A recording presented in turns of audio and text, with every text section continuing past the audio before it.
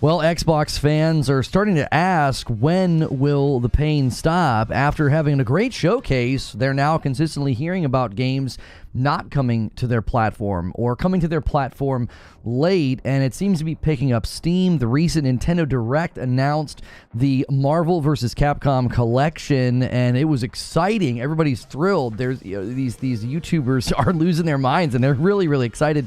But then it was quickly turned into a, wait, what's going on? Why would a title like this that's been on Xbox for so long not come to Xbox? Especially, it's not like a graphically demanding game, and this is on the heels of Black Myth Wukong having to say that their title will be coming to Xbox late. In my latest video, I talk about how this is getting worse, and I predict that this will get worse. So you're going to want to watch the video. I walk through the timeline of this. This has been going on for a while. I start with Baldur's Gate, I work all my way to the present, and I make some predictions. So be sure to check out that video. We start every day with an upload. That way you can know what I think.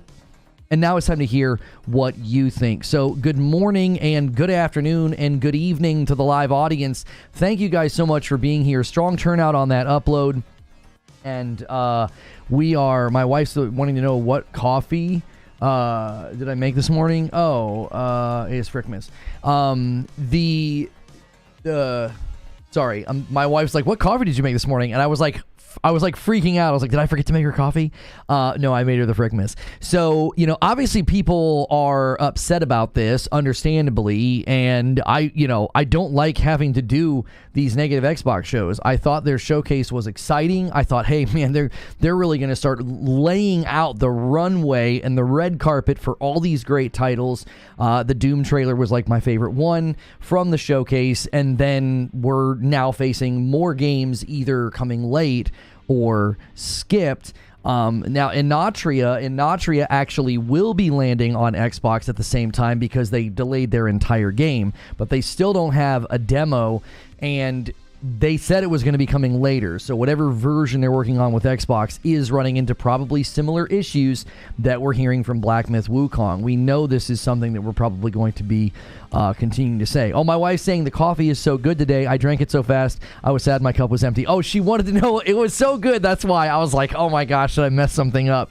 Anyway, Han shot first, and so did you. Stone Spire gifted a member during the premiere, and now Joker Quinn's coming in and gifting a member as well. Thank you guys so much. We've had a little bit of a change of plans for Friday night because Elden Ring is going to be so popular on Friday because of the Shadow of the Erdtree DLC. You can make Hilly and I play Elden Ring on my PC character who's like 3 hours old, and we have to beat the Tree Sentinel boss, okay? We are going to be playing a game called Chained Together. It'll be a riot. It'll be hilarious. You guys are going to need to have some pretty big days the next couple of days. You're going to need to have like over 150 members a day. No, not over. You're going to need to hit exactly 150 a day Wednesday, Thursday, Friday. So you're going to have to put out the bat signal, get the big boys to come in here and really rally the troops if you guys want that to happen. So thank you guys so much for the first 100 likes on the video, and thanks so much for being here. I'm curious what you guys think of my argumentation in the video. It's like, I can't see this getting fixed. I don't see Xbox. Number one, I don't know if Xbox is even going to care to fix this, because them investing money in trying to get these titles to either come on time or to not skip, I just don't think that they would care. Like, I don't know if they're going to start investing in that. They have so much property that they can flood Game Pass with. They have so much property they can publish and make money off of, whether it's Call of Duty or Diablo or any of the other big titles. I don't know if Xbox is even going to look at this as a problem. Are they even going to say, oh man, Marvel vs. Capcom Collection, we better get on top of this? Like, is their audience even going to be pining for it? Like, I'm not saying that they won't be. It's just, won't they look at it like they've looked at many things recently and be like, well, if it doesn't hit Game Pass, I'm not really interested. Like, that's something we've seen commonly from the Xbox loyal, and I guarantee you Microsoft and Xbox see that. They probably see that pattern of behavior in their own data. They know that that's probably a likely outcome. So are they even going to want to help shoulder the cost of bringing games to their platform? Let's not forget how PlayStation did a state of play, but you need to ask if it's getting worse for Xbox. You should also ask if PlayStation is getting worse. I don't think a state of play is evidence of anything. I mean, I was critical of the fact that PlayStation should have said at the end of their state of play that there's a showcase coming, because I believe there is one. We have industry insiders claiming that there's a showcase coming, claiming that the PS5 Pro is coming later this year. I don't see any signs that PlayStation's in trouble. Like, doing a what about PlayStation right now has nothing to do with the fact that the platform's getting skipped. Like, you're getting skipped, man. Like, who cares? Like, let's say PlayStation falls flat on their face and the PS5 Pro starts blowing up in people's homes, and people riot and they leave PlayStation. That has nothing to do with what's happening right now. Like, it doesn't. Like, you're getting skipped. You've got YouTubers getting 500,000 views on a reaction video to this. They're thrilled. They're excited. They're losing their minds about Marvel vs. Capcom. I'm sitting here going, cool. Like, I would always go to the arcade and I would watch guys play this game, and I'm like, oh my gosh, they're so much better than me. I'm never playing that game. Like, I wasn't good at fighting games. My brother was good at fighting games. His friends were good at fighting games, and I would always get my butt kicked. So I stayed away from the fighting games, right? They're not my cup of tea. I would practice with Jago and Killer Instinct, and then I wouldn't be able to do any of my moves once it came time to fight a real person. I was pretty good with Saber Wolf in the first Killer Instinct, but after that, I just stayed away from fighting games. So when I see all these people getting really excited, I was like, hey, wow, this is apparently a very exciting announcement for fans of this franchise. And then you turn around and you got to say, oh, well, a whole platform can't get it. And the game's been on there since the first Xbox. There was the Korean Xbox News Twitter account pointed that out. They were like, this game has been on our platform since the first Xbox. Like, what in the world? This isn't some random title. It's not some... I know you could look at some of the JRPGs and you could be like, well, those are more fringe titles. They traditionally wouldn't do well on Xbox. So those ones would be easier to ignore. I've not made a bunch of videos. I've not even drawn attention to the litany of Japanese games that skip Xbox, because I feel like that's an unfair expectation. I don't think that platform, I don't think the consumer base on Xbox has ever been like, well, hey, why are all these, lesser known Japanese titles not landing on Xbox? Like, that's never been, to me, a big tipping point. But Marvel versus Capcom, like, this isn't some niche title that nobody cares about. It's a long-standing title, and everybody got excited when they saw the announcement. I do see Lono overselling the PS5 Pro. Except for hardcore Sony players, I don't see casuals shelling out $500 to $600. It's not for the casuals. It's not for the casuals. The DualSense Edge isn't for casuals. The PlayStation Portal's not for casuals. The PSVR 2's not for casuals. None of those items are for casuals. And I mean, I think the DualSense Edge and the PlayStation Portal have both sold incredibly well. PSVR 2 not so much, but VR has its own unique challenges. I don't think any of that's for casuals. Romancing Saga 2 is skipping Xbox as well. Yeah, I included that in the upload. So if you watch the upload, I break it into two categories. I'm like, you've got games coming late, and then you've got games skipping. It's a holy grail fighting game. Right, I'm completely out of touch with fighting games and the fighting game world. So when I saw the reaction to this on Twitter, I was like, oh wow, people really love this game, right? Because when I was growing up, it was Super Street Fighter, and then it was Killer Instinct, and then largely my circle of friends, we gravitated towards shooters. That's why yesterday, I got way more excited about Perfect Dark online multiplayer. I got more excited about that than I did about Marvel vs. Capcom, because that's just my background. I grew up playing GoldenEye, Perfect Dark, Time Splitters, and then I got into PC gaming with Quake 2, Quake 3. So to me, shooters are where I started to gravitate towards. So the Perfect Dark announcement yesterday, I was like, yo, that's awesome. I can't believe they're going to let us play online. Hopefully the infrastructure is good and it's not a laggy mess. Nintendo's not exactly known for great online experiences. My kids, every time they played the Wii Sports, if the bowling was the only one worth playing because the other ones would just lag so bad, you would like just disconnect from the match. $5 super chat from Sneaky Wolf says, Lono, Marvel vs. Capcom 2 has been locked behind the arcade for years and it's finally free. It's basically considered the god of fighting games. So, see, again, I'm not aware of this. If somebody would have asked me that, been like, oh yeah, where can I play Marvel vs. Capcom 2? I would have assumed, I don't know, on a console. I didn't know that. I didn't know that it's been locked in the arcade. Like I told you the story, I remember I would go to the arcade and there was a bowling alley that my parents would take us to because they were in like a league. And I remember seeing Marvel vs. Capcom at the arcade, and I would watch these older teenage boys play. I was like younger, and I was like, oh my gosh. I would also watch them play Golden Axe, and I forget one of the other games that was there. Maybe Arch Rivals, and then there were some pinball machines. But I remember watching people play Marvel vs. Capcom and thinking, I thought the character animations were incredible. I thought that looked so cool. It looks like the cartoon, because I grew up watching the Uncanny X-Men, so I saw a lot of similarities in the art style. And I remember thinking it looked so cool, but I never touched it. I was like, no, dude, I'm not giving you my hard-earned quarters. You know, I'll go play skee ball instead or something. We watch X-Men versus Street Fighter and Marvel vs. Capcom a lot. Yeah, Derek's in chat. My brother's in chat. He could tell you. We that was a memory that I had. So when this announcement happened, it just didn't land on me the way it landed on somebody like Maximilian. Like I went to search this on YouTube, and he was like the 2 top results, 2 videos, and he's just screaming in the thumbnail.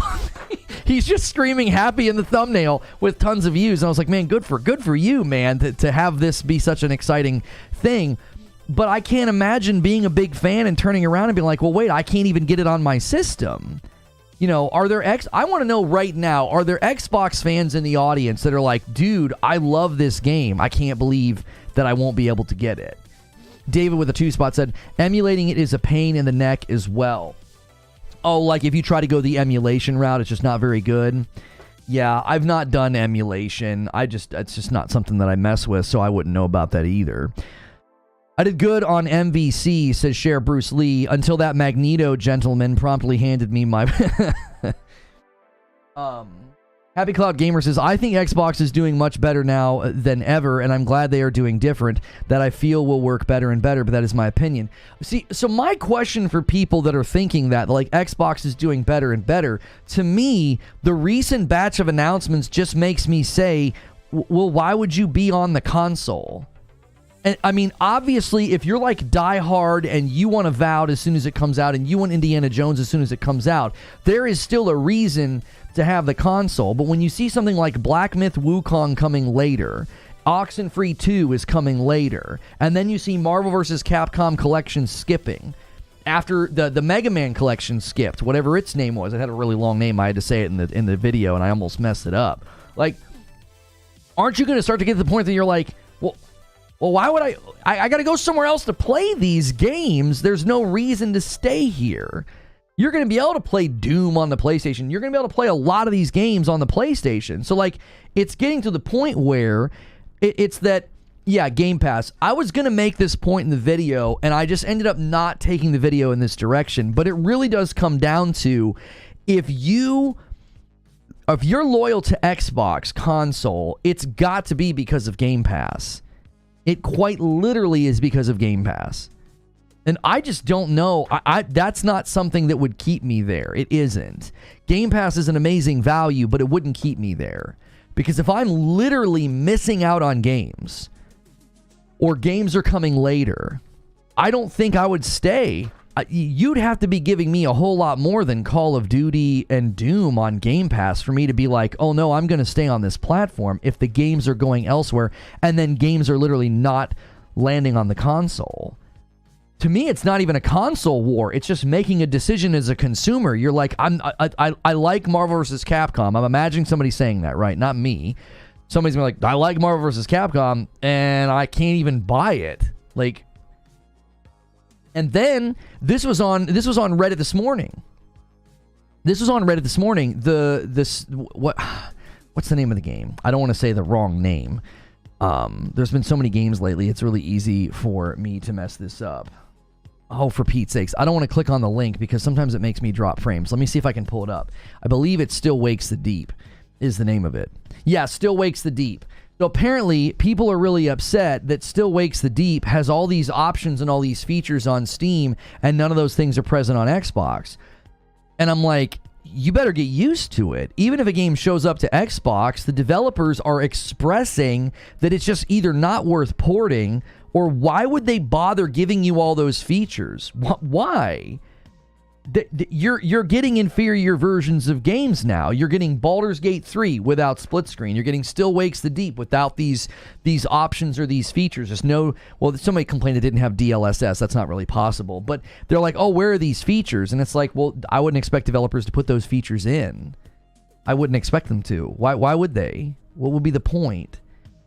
You've motivated developers to either not come to your platform, or if they come to your platform, according to the Skill Up clip, there are smaller studios that are like, it's only worth going over there if you get a Game Pass deal. We don't give enough weight to people loving the Game Pass model. We are not typical gamers. Right. My question, Zuby, is what's the tipping point? If somebody really, really loves Game Pass and they start seeing games either show up late or skip the platform entirely, if you're talking to your friend about Marvel vs. Capcom and you love Game Pass and you're like, I can't even play the game. I can't even get it. I feel like that's gonna start to make people question their loyalty. I don't know. There's always a tipping point. There was a tipping point with me. We're seeing tipping points with people on Twitter that are like, I'm done. I'm not loyal to this platform anymore. I mean, I did it. I was like, it wasn't even a matter of like getting rid of my Xbox. I just started playing the games that were coming out that I thought were worth my time. I just naturally gravitated away because I didn't feel like I was getting what I was promised. So if you're like, yes, I love Game Pass, okay, great, undeniably amazing model, I use it, my kids use it, but I'm thinking of the person who is super loyal to Xbox, they love Game Pass, you're missing out on games. You're having games skip your platform, or they're coming later. If that's not enough to motivate you to switch, that's fine. Then you're happy. As long as you're happy as a consumer, that's what you should be doing. You should be making the decisions that make you happy. But people acting like because Marvel vs. Capcom Collection's on PS4, they're acting like they can't play it on PS5. Oh, I mean, I don't know why anybody would act like that. You'll be able to play it through backwards compatible. I can play any PS4 game on my PS5.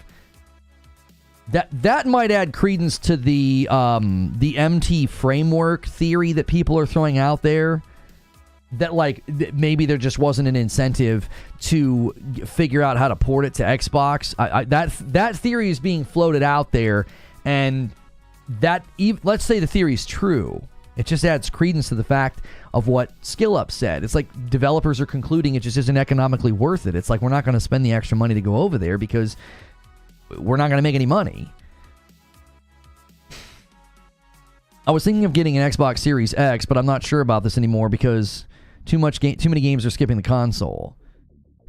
Somebody said this yesterday, and they said, well, these titles aren't that big of a deal. They're smaller titles. Who cares? And it's like, if that's your take, that's fair. That's totally fair. If you're like, yeah, I don't care about those titles, they're old, they're lesser known. Okay, yeah, that's fine. You can say that and have that opinion.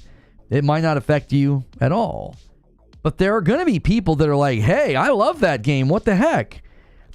As long as Marvel vs. Capcom has been around since the very first Xbox, that it was on the very first Xbox, I believe it was Marvel vs. Capcom 2, you don't think there's fans? You don't think there's people on the platform that are like, man, this is a huge blow. This is a huge bummer.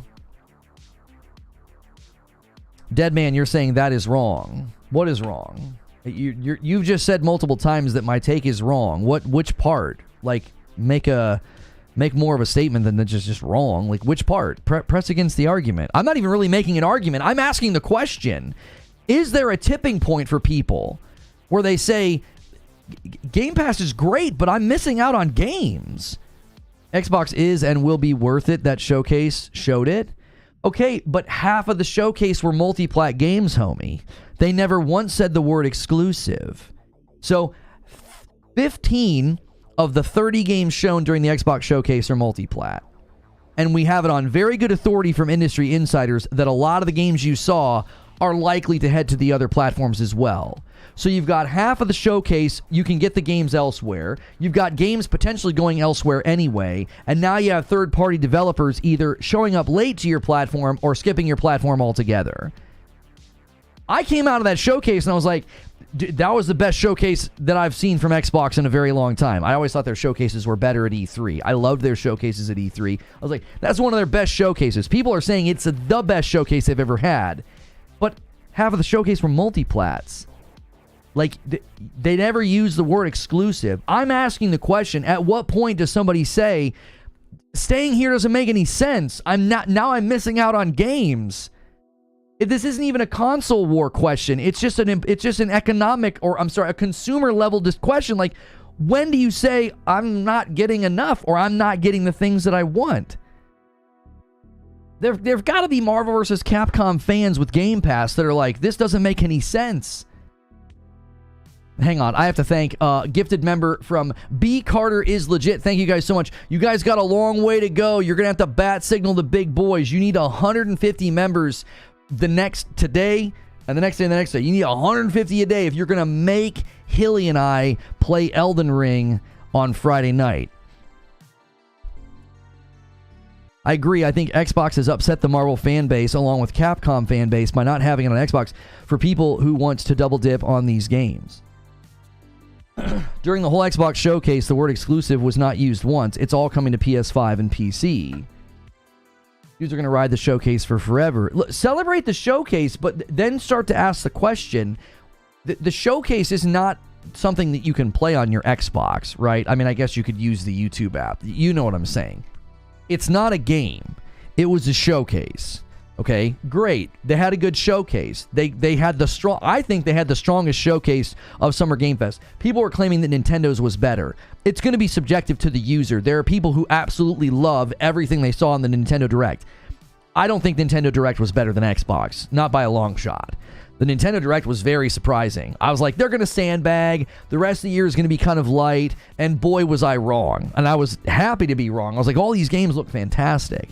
Garrett Green with 21 months of membership says Game Pass players only play games on Game Pass. They were never going to buy the games that are skipping Xbox anyway, so I don't think it affects them much. Okay, but there's a lot more people. There's 10 million people. According to the estimates we've seen, there are 10 million Xbox subscribers on the console, and there's about 15 million on the PC. The PC users will be able to get this game, okay? They'll be able to go buy it. There's a lot more people on the console then that are just like, that would maybe willingly buy this game. The gaming industry is changing to be more than a box. Okay, no, Deadman, okay, if you think that, let me ask you a question. I welcome disagreement as long as you're respectful. I want to know, if you think the industry is changing to being more than a box, where do you think you're going to land as a gamer? Where are you going to end up playing? You specifically, I know what I'm going to do. I'm going to buy everything that comes out. If Xbox has a handheld, I'm going to buy it. The Nintendo Switch 2, I'm going to buy it. The PS5 Pro, I'm going to buy it. I'm at some point, I'm going to upgrade my PC. That's just my outlook. Ghost in the Garage Gaming says, thank you, Lono. The showcase was awesome. However, you can't play it. In fact, you're going to have to wait as if you haven't been waiting. Good to see you, Ghost in the Garage Gaming. Appreciate you, dude. Saw your little video on Twitter. I was like, this dude's got a good voice. We got to get you on a nice microphone and have you make some videos. I was like, this guy's got a good voice.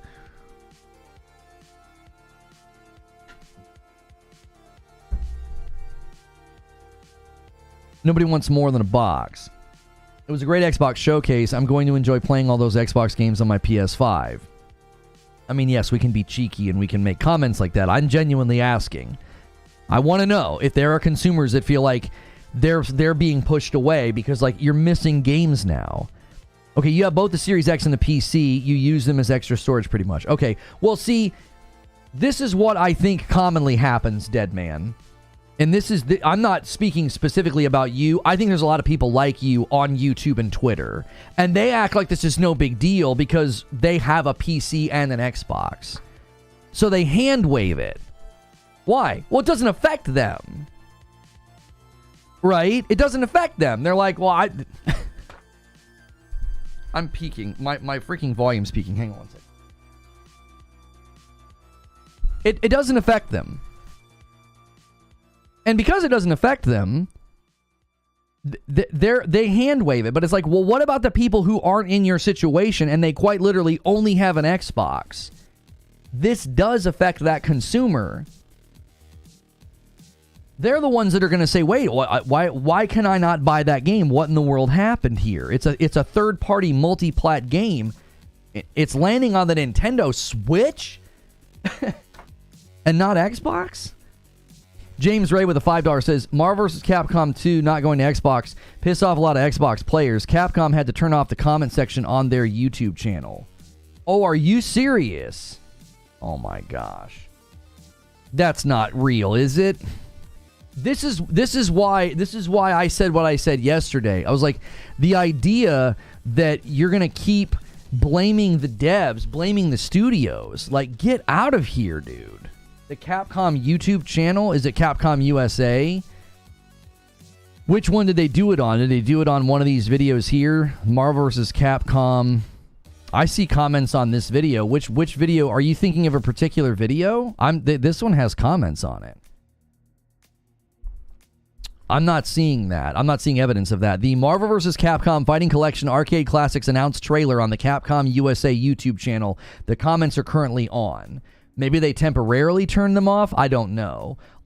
Speaking of comments, this is a great way to be featured on my channel. If you guys watch that upload in the morning and leave a comment, I'm going to scroll down to the bottom and I'm going to read the earliest one, not the latest one. The one that was made first by Heatwave says, Lono, it's the trash Series S holding back the Series X. All Xbox had to do was release the Series X, digital and physical, and Xbox told their customer don't buy games or support the studio. Rough. It's a rough deal. It's a rough deal. I got a lot of hate when I said that I felt like the Series S was harming my Series X. If all I had was a Series X, I'd be like, what in the world's going on? I'm getting Black Myth Wukong late. I've been following Black Myth Wukong for 4 years. If all I had was a Series X, I would be livid. I'd be like, what do you mean? What's going on here? And I would look at the Series S and say, Microsoft and Xbox's choice to do this is now harming my experience. Because you're making it harder on the devs. They have to do more work. The Real Sticky, thanks so much for jumping back in as a member. You got him all excited. I wasn't excited. I was like, are you kidding me? I'm actually getting tired of that. I wasn't excited. People continually attack the devs or create false narratives that it's the devs' fault. Get out of here with that. Attacking Capcom, that would be ridiculous. If they had to turn the comments off on their video because people are angry. Series S harming Series S. Lono was totally right. I said that, I don't even know, that was like a year ago, maybe more. And I got a lot of hate for that. And I was like, I'm saying this as an Xbox consumer. I'm saying this as someone who bought the Series X first this generation. It was the first console I bought this gen. I didn't buy the PS5 right away. Back then, I considered myself an Xbox guy. I still say press Y instead of triangle. When somebody's like, what should you press? I confuse my kids all the time when I say that. They're going to do something, and I'm like, oh, press X. And they're holding a PlayStation controller, and they're like, they do it, and it doesn't work. And I'm like, oh, no, press square. Like, that's the default controller I used for such a long time. I still do that to this day. I say the wrong thing for the buttons on the dadgum controller. For the Marvel Capcom game, I think the reason is they didn't think they would get enough sales. Don't think the Series S... No. We're talking about two different categories interchangeable, Garrett Green. Black Myth Wukong is in my video. I talk about two things. I talk about coming late to the platform or skipping it. Black Myth Wukong is another instance of the Series S causing a problem. Anybody insinuating otherwise is just refusing to admit facts. They did the same thing with Baldur's Gate 3. The same people that acted like, oh, it wasn't the Series S, it's not the Series S, they're doing it again with Black Myth Wukong. They're just going to keep repeating history, which is, well, just deny, we'll insinuate it's the devs, and, you know, the devs aren't being honest, or we'll insinuate there's some secret deal with PlayStation, instead of just saying what needs to be said. The Series S has made the Xbox platform a difficult platform to bring games to. Just speak factually. It's very easy. It's not difficult. We have it on good authority. There's now a pattern of games that are facing this. That's not what's going on with Marvel vs. Capcom. Marvel vs. Capcom, it clearly is a money issue. They don't see the money in it. Which would make you say, as an Xbox fan, what? What do you mean? What do you mean you can't come over here and make money? That doesn't make any sense to me. If they're not tuned into what's been going on, or they've been watching podcasts that have been assuring them everything's okay and that sales don't matter, you're finding out that that's not true. Brooklyn Breed with 13 months and a member plus. The more this continues, the more Xbox will just try and buy another publisher. Also, 13 months. Let's go. Let's go, Brooklyn. A $5 super chat says, from James Ray, says, Marvel vs. Capcom 2, New Age of Heroes, Capcom channel comments has turned off. Yeah, but is that an old video, though? Why did they do that? Did they do that for other reasons? You seem to make it seem like it was related to this situation. I agree that Wukong's about the Series S. Marvel vs. Capcom is about sales. So, Garrett, if you take those two things in hand, you have a recipe for disaster. You have a hardware situation making devs bring the games late, or potentially being motivated to not bring the game at all. And you have a sales factor making companies say it's not worth going over there. Those two things, you put them in a blender, and what comes out is not good. It's not good. It's like you've now given developers multiple reasons to say, no way, bro. Why would we mess with that platform?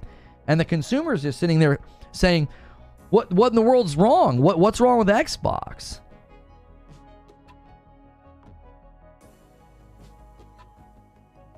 The minimum specs for Black Myth Wukong on Steam is 1066 gig. Series X can outperform that. What specifically is the hardware issue? Okay, people made the same mistake, Captain Black, with Baldur's Gate 3. They would run to min specs, and they're like, I don't understand. What's the big deal? You have to understand something. Just because Black Myth Wukong says that you can run their game on 1066 gig does not mean that you would ship the game at that level to a console. They said that they want optimization to be at their standards. So clearly, something is preventing them from doing that. You would not sell a game to a console and have it running. If you run Black Myth Wukong on a 1060 with 6 gig, you're going to have to turn so much down, so much off, that the game isn't going to look or maybe not even run well. People know that when you target min specs in a game, that they're going to get a significantly inferior experience. It's a different expectation on PC, because you're running the game at the lowest possible settings and it's not crashing. Congratulations. That's not something you sell to somebody. You want to boot up a game on the Series S and have it look like everything has been turned off and it's this muddy, low resolution, low frame rate mess. That's you selling somebody to somebody, and they're like, wait a minute, why am I buying a product that is this downgraded? When you buy a game on Steam and you have older, weaker hardware, and you voluntarily turn all the settings down to try to get the game to run, that's going to cause issues. That's going to cause the game to look poor, and you don't sell that to somebody. You don't sell that product. It's also UE5. Well, and he's saying 6 gig. Are you talking about VRAM, or are you talking about system RAM? I'm going to the Steam page now. Yeah, their minimum system specs, homie, for system RAM is 16 gig. You're misrepresenting it anyway. The Black Myth Wukong Steam page right now says minimum system memory 16 gig. Do you know how much usable memory the Series S has? Not that. It doesn't have that, bro. You're talking VRAM. Look at the system RAM, homie. The bottleneck in the Series S is the system RAM, brother. You're not even considering what the real issue is. Didn't we crunch the numbers? Isn't it 8 gig of usable RAM in the Series S? That's half of the min specs. Let me look it up to make sure I'm correct. Series S usable RAM. 10 gig of RAM is in the Series S. And I thought when somebody went and researched it that we came back and said 8 gig of that's usable. Let's say all 10 gigs usable. That's still less than the minimum system requirements of Black Myth Wukong on Steam. So to your point that you've inadvertently, maybe accidentally, you misrepresented the game on Steam. 10 after they patched the OS requirements. So it's 10, or is it? I thought when we researched it was 8. I don't want to misspeak, but I thought we researched it and we came back saying it's like 8 gig of usable RAM, basically. 2 of that is OS and super slow. 8 gig usable. See, I'm telling you, I remember us looking into this and we came back and we're like, 8? 8 gig? I'm seeing multiple articles here. From The Verge, Microsoft gives the Series S devs more memory to improve graphics and performance. And in this article, I believe he says that it is 8. Developers have to work with around 8 gig of memory on the Series S. Here, I'll highlight it. I'll put it on the screen. This is from The Verge. Developers have to work with around 8 gig of memory on the Series S as Microsoft reserves 2 gig for OS tasks. I don't think they have freed up all those 2 gigs since this article was written. I don't think you have 10 gig usable. You have 8 gig usable. That is quite literally half of what Black Myth Wukong says is the minimum. They're saying the minimum is 16 gig, and you're giving the devs 8. So there's no question here. To even insinuate that like Black Myth Wukong has like a secret deal with PlayStation, that's just absolutely ludicrous. It's clear what the issue is. The facts make it easy. No conspiracy theory. No red string on a wall trying to connect things. It's like Black Myth Wukong is telling PC users they need minimum 16 gig of RAM. And you want to bring it to the Series S that has 8 gig usable. Like,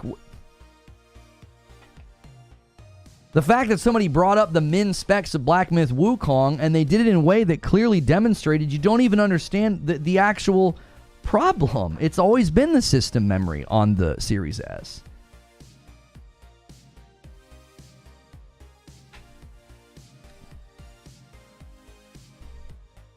Hang on, what'd you say, Eugene? Eugene says the sales factor plays into games coming later too. There's less incentive to put resources into ensuring simultaneous launch. There's so many problems with this. It's like, and this is why I'm asking the consumer. It's like, at what point are you going to say, well, enough is enough? Why am I on this platform? I'm missing out on games. Games come late, or they come inferior. Baldur's Gate 3 is an inferior product on Xbox. It's the worst place to play it. That's objectively true. You're missing out on a feature. You want to play split-screen co-op? Well, hopefully you don't play it on an Xbox because you don't get that feature. So you either get inferior versions of games, or you get games late, or not at all. So it's like, if that trend continues with third-party games, Baldur's Gate 3 was one of the biggest games last year. It was Game of the Year. Black Myth Wukong is on its way to, I think, being considered a cult classic. It may even have, like, a meteoric rise of popularity. We saw this happen with Helldivers 2. Everybody throws their love at something. All of a sudden, the media's on it. It gets all this, media darling treatment because everybody loves it. It seems like this scrappy, cool game. Black Myth Wukong could be a significant contender this year, and you're getting it later. And you might even get an inferior version. What if they have to cut stuff? What if they have to remove, technical things like, I don't know, some of the cool lighting that they're doing because it's running in UE5. We know that UE5 is heavy. We know UE5 games have been struggling with optimization. So that's a double whammy. Anybody trying to build a game in UE5 is going to be dealing with this. Like, well, if you go over there, you're dealing with a memory constraint. What did Gaming Grindhouse Jez says, but Xbox and Phil Spencer, they made this decision at the start of development. You don't just forget that you need to make the game to run on 8 gig of RAM. Well,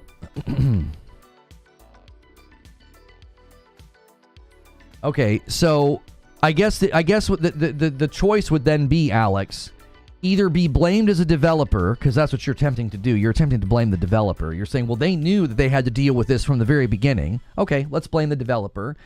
Or what they should have done then, according to you, is they just should have skipped it entirely.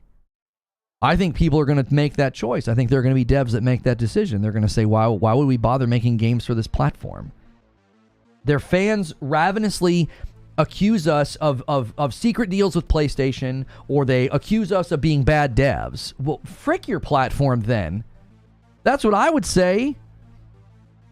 If I was a developer and I saw if I saw the press claiming that Wukong was money-hatted or insinuating a secret deal with PlayStation, you know what I would say? Well, frick that platform. Why would we ever make a game for that platform? Because if our game comes late or has any issues, we're going to get all this ire, all this attack. They're going to claim that we were money-hatted by PlayStation, or they're going to call us lazy. You're quite literally telling developers to not make games for your platform with the behavior of the fans. You just made an excellent argument for skipping Xbox entirely. Right, like just check the requirements of the box and be like, well, you knew you had to deal with this the entire time. And a lot of developers are going to be like, well, yeah, sure, we just won't make it then. We just won't make a version for your console. PWH with 11 months says, 1 more month to red. Xbox fans downplaying this is just in denial. The tiered system approach was bad from jump. We all knew that, and now it's happening now. Let me read a couple more comments here on the video. And guys, we've got a huge goal for the week. And if you want to help out, you can give single members. Don't forget that. The big boys are holding off right now. But if we get to 500 members on the week, Hilly and I have to play Elden Ring on Friday night. We're not going to play it. We're not. That's not the plan. We have to beat the Sentinel boss if you guys hit the goal. So keep it going. If you're not able to gift a member, smash the like button and hit subscribe and type in the chat. That'll increase the likelihood that you do get a gifted member. All right? So let's set our sights on 300 likes. There's a lot of you here. Kyrie86 with the month of membership says, imagine getting crapped on for taking PlayStation's money and not actually getting paid PlayStation's money. Exactly. That's the point. You honestly think a developer would take PlayStation's money and be like, okay, we will tell people it's because of optimization. We will shoulder the blame and look like we're struggling to get the game ready.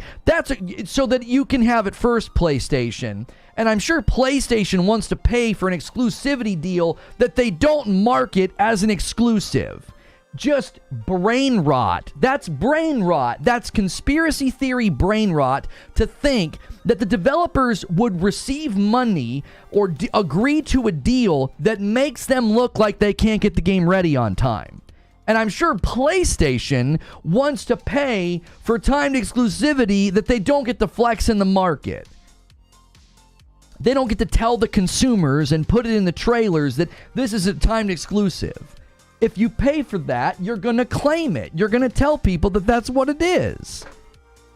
A $5 super chat tip from True SSJ Havoc. Dragon Ball Sparking Zero Dev said they have issues with the Series S and 2-player co-op is stuck on one stage. I wish the limitation was only for the Series S. Another game potentially going to come to Xbox either late or inferior because of that. Like, call it what it is. A 5-bomb from Caleb Pratt. He says, let's get it going, boys. Let's get this goal. Let's make Hilly and Lono play Elden Ring on Friday. It's the day Shadow of the Erd Tree comes out, and you can watch us just absolutely fumble our way through. I have a 3-hour-old character on PC. It's going to be misery. You guys hit the goal to make me play Moog, and that was unpleasant for me. You guys seem to like to do that. Rumor is the Series S is a bottleneck. That's why the game is skipping Xbox. It's crazy that Marvel vs. Capcom Anniversary is skipping Xbox. There is a problem somewhere. Multiple consoles, Game Pass, and install base, mix of it all. Well, I think you're getting hit from both ends. Like, that's what I've been saying. On one end, you're getting hit from the economical reasons of it. People are like, it's not worth the money. And on the other end of the spectrum, you're getting hit with hardware constraints. You're having developers that are struggling to get the games to land on the platform. You're getting hit from both ends. Sparking Zero only having split screen on one map is BS. That's crazy. Let's read a couple more comments here on my upload. This is from Roadkill. I just can't wait for all these games to come. I mean, I want them to come out. I want them to release too. It's not about that. 8-Bit Pro said, there's no doubt that the Series S was a huge mistake. None of this would have happened if they just would have stuck with the Series X. Agreed. as a Series X owner, I am not happy. I've been saying this to Doc Dark. He and I have been saying it together. He moved to PC.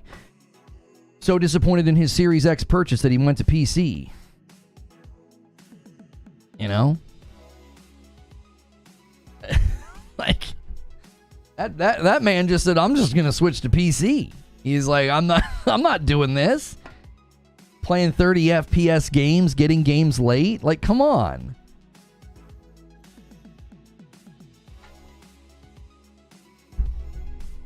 Is it true that your producer is a pony because they were saying it on another channel last night? Good. They can keep talking about my channel. I appreciate the free advertisement. You notice what I never do? I never talk about their channels. Let them. Just keep giving me those green arrows on my channel, dude. I like watching everything go up as you crutch on the content of others. Keep it up. Unpixeled left a comment on the video from this morning. He says, seems like Microsoft really shot themselves in the foot by conditioning their customers to not buy games and by also releasing weaker hardware. Yep. Getting hit from two sides. They're getting hit from two sides. Somebody said it yesterday in they said it in our members only stream. Right? They said it in our members only stream. You really want to leave me out of your childish stuff, I assure you.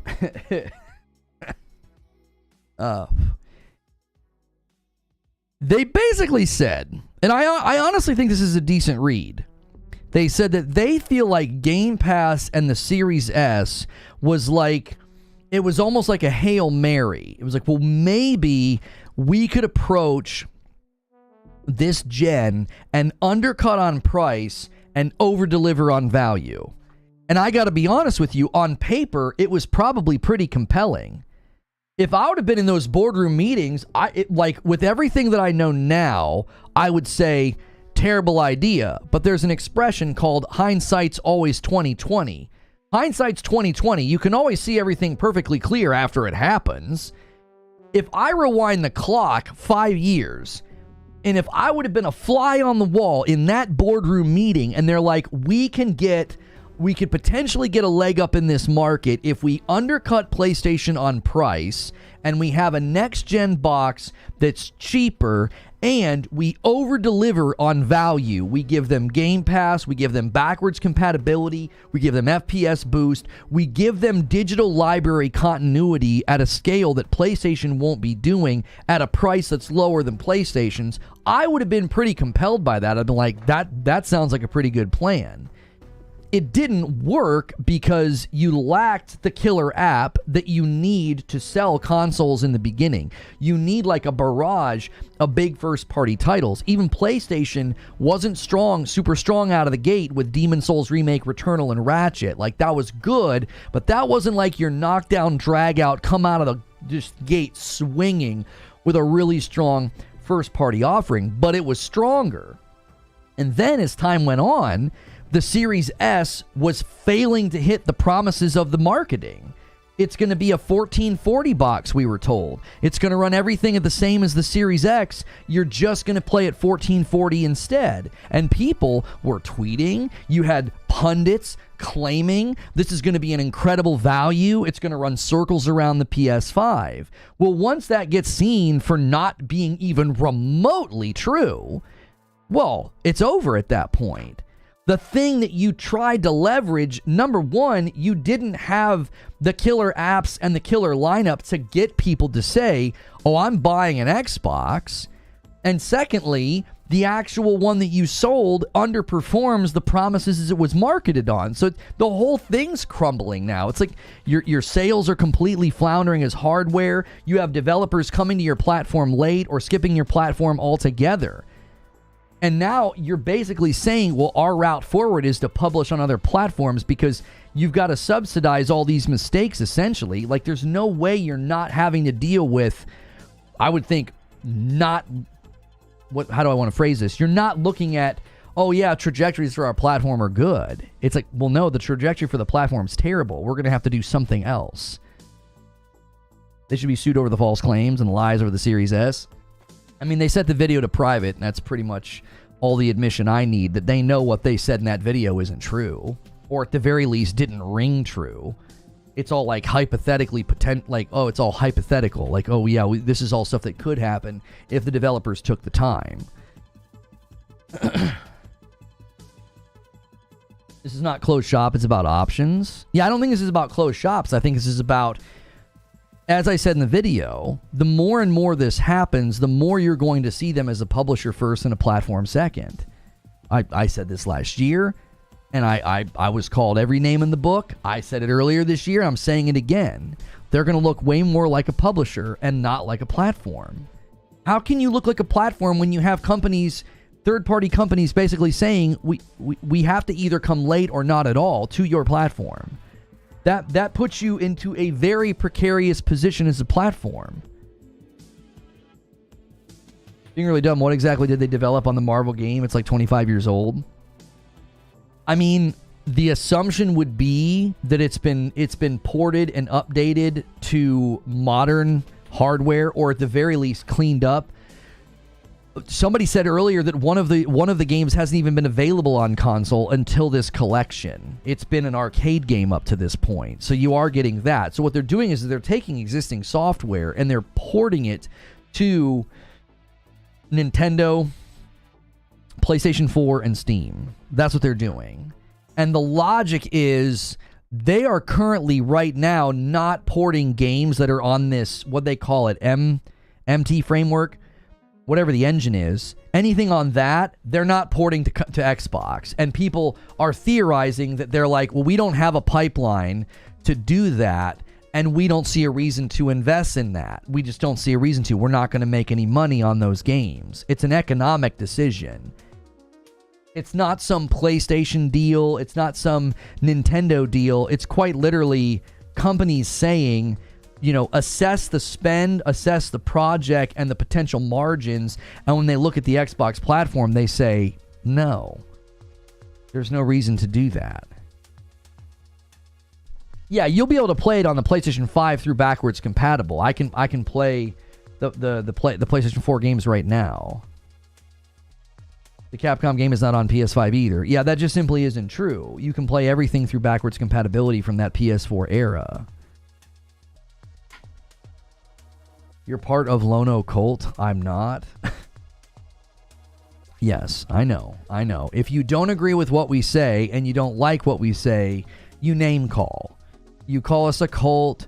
You claim that most of the people here are ponies, which whenever anybody ever says that, chat gets really irritated because many of them are PC guys. Many of them are disgruntled Xbox guys. Some of them are every platform. They don't really care. Like, you only say that, you're just betraying your own insecurities when you have to name call or denigrate a community because you don't like what we're saying. That's just a sign of insecurity. That's childish. SJ Niao with the 6 spot says maybe Marvel charge licensing by platform. I mean, we know that Disney and Marvel can be pretty rough when it comes to their licensing deals and what they want to see from royalty and what they want to see from quantity of sales. I don't know if that's what's going on this time.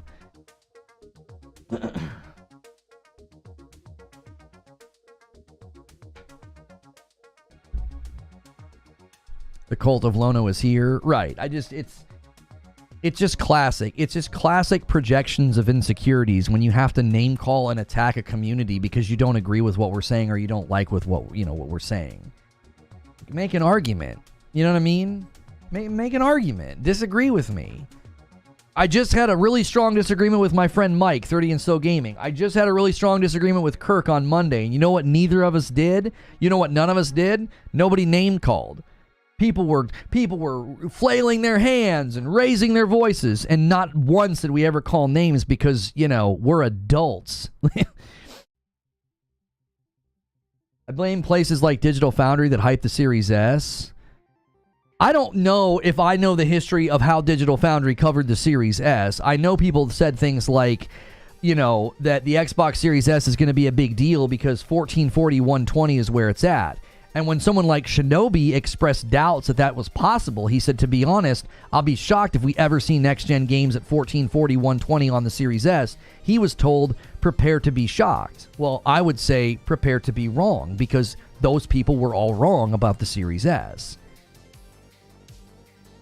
The grand irony here is the source of a lot of the Series S hype was astroturfing from that community. Those podcasts, YouTube channels, and those Twitter personalities. They were out there astroturfing for Xbox.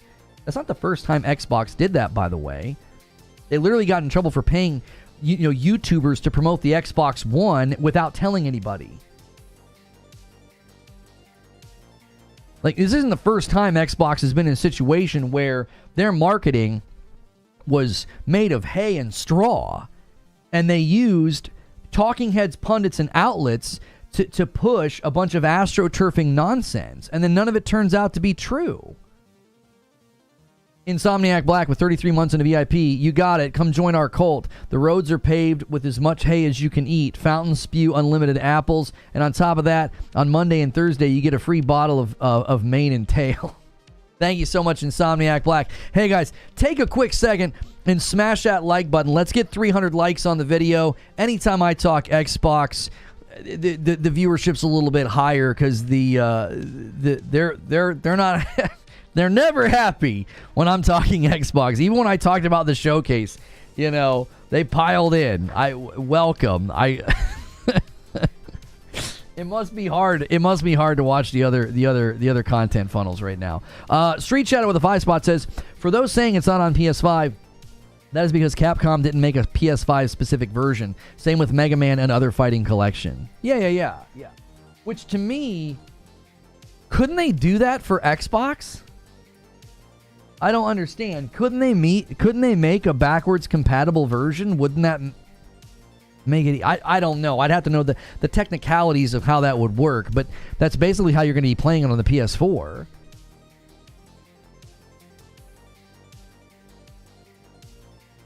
Hilly says, I'll have a go without calling names. If they skip because they wouldn't sell enough, what is the issue? Okay. Here's the issue, Hilly. Just because it wouldn't sell enough doesn't mean there aren't consumers that are going to perceive this as a bad thing. Right? And you also have to see, Hilly, it's like death by 1,000 paper cuts. Every game that skips is hitting some consumers. Not all, but it's hitting some consumers with disappointment. Quick question, are we still shipping coffee? I don't know. If you guys are ordering, I'm not getting alerts because the website's still not up. And the old site still works. I don't have any orders, thankfully. That always freaks me out when somebody says that. I'm like, please. You can use the coffee command in chat, and that's going to take you to the old storefront, and you can still order. ReforgeRoast.com is not available. But you can use the coffee command in the live chat, and that will give you a link to the old site. I have not been dragging the bag into the frame because I don't want to mess with it. I'm tired of having to explain it. It's disruptive to have to explain it, and then I've got to remind myself because I don't get emails to go print, and then people end up waiting to get their coffee. So I've not even been dragging it into the frame because I don't like talking about it. We keep running into issues. Every time in the past we switched, we ran into issues, and it just always makes my freaking blood boil. So, but yes, you can still order it. Some games don't need native PS5 ports because the game won't take advantage of the tech in a meaningful way. PlayStation 2 era fighting games benefit much from our new tech. Can I ask why you're talking about Xbox every day instead of other consoles? But that simply isn't true. I don't talk about Xbox every day. If you look at my if you look at my uploads right now, I went to PS5 upload about PC gamers moving. I talked about the leaks and rumors about the Xbox showcase. I made predictions about Ubisoft Forward.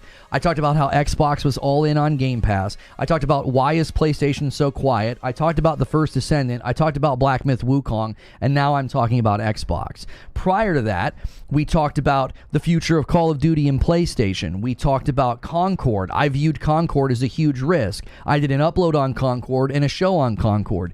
What you're doing is you're insinuating something that you hear on Twitter or from salt farming channels who misrepresent me and lie about me. And yes, yesterday I covered Nintendo and Elden Ring. I did a live show about the Nintendo Direct, and then I covered Elden Ring. The idea that all I do is talk about Xbox is because there are people who literally are victims of their own algorithm. You only watch Xbox content, so you don't see any of my other content. One of my most watched uploads right now is about The First Descendant. I talked about my concerns about The First Descendant because of the structure of live service games. I talked about what's PlayStation doing with a Lego game and Astro. What are they doing? Prior to all of the live events, I covered Future Game Show, I covered Devolver, I covered the PC Gaming Show. I covered all those events.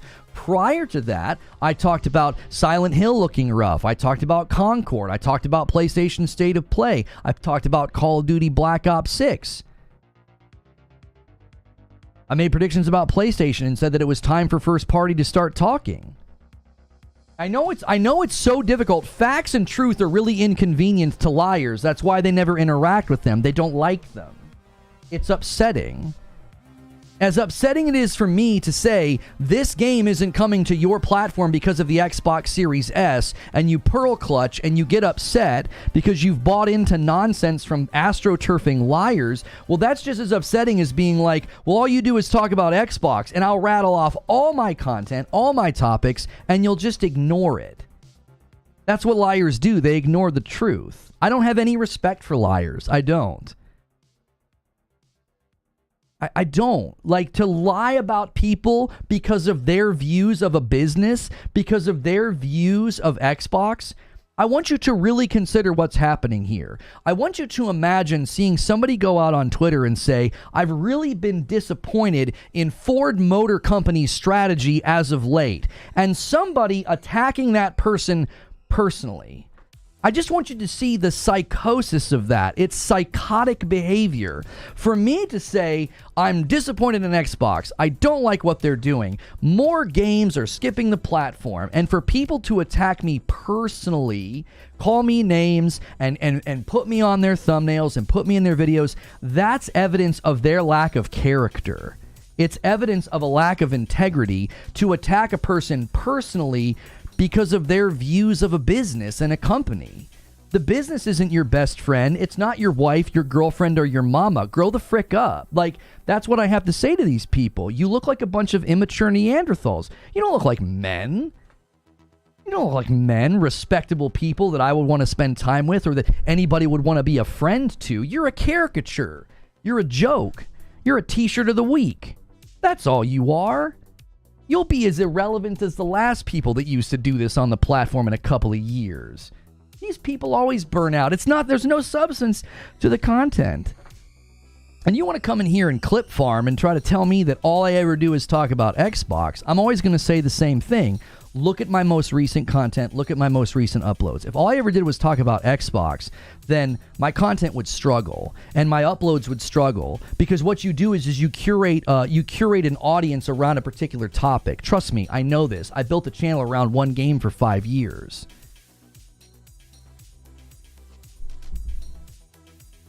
So you could literally come in and you could talk and you could engage in the content, you could engage in the discussion, but instead you want to take cheap shots and attack me.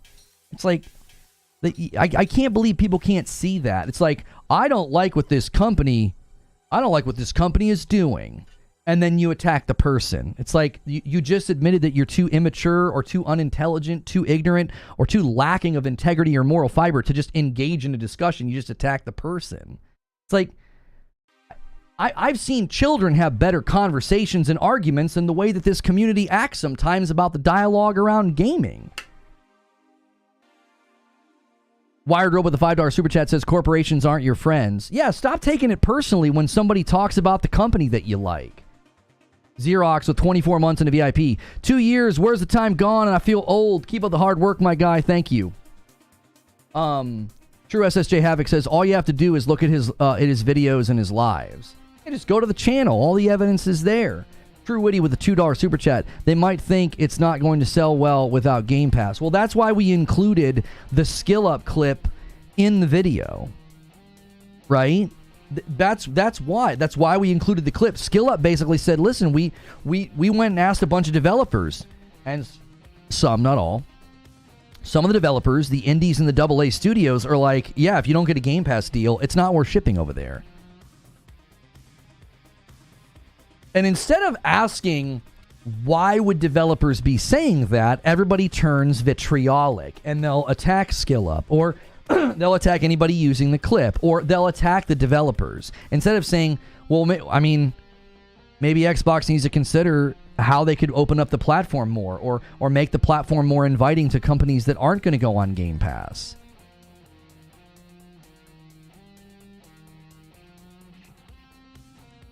I watched Nintendo on your show yesterday. Nintendo never give dates, but it's only Xbox. Nintendo didn't give dates? What are you talking about?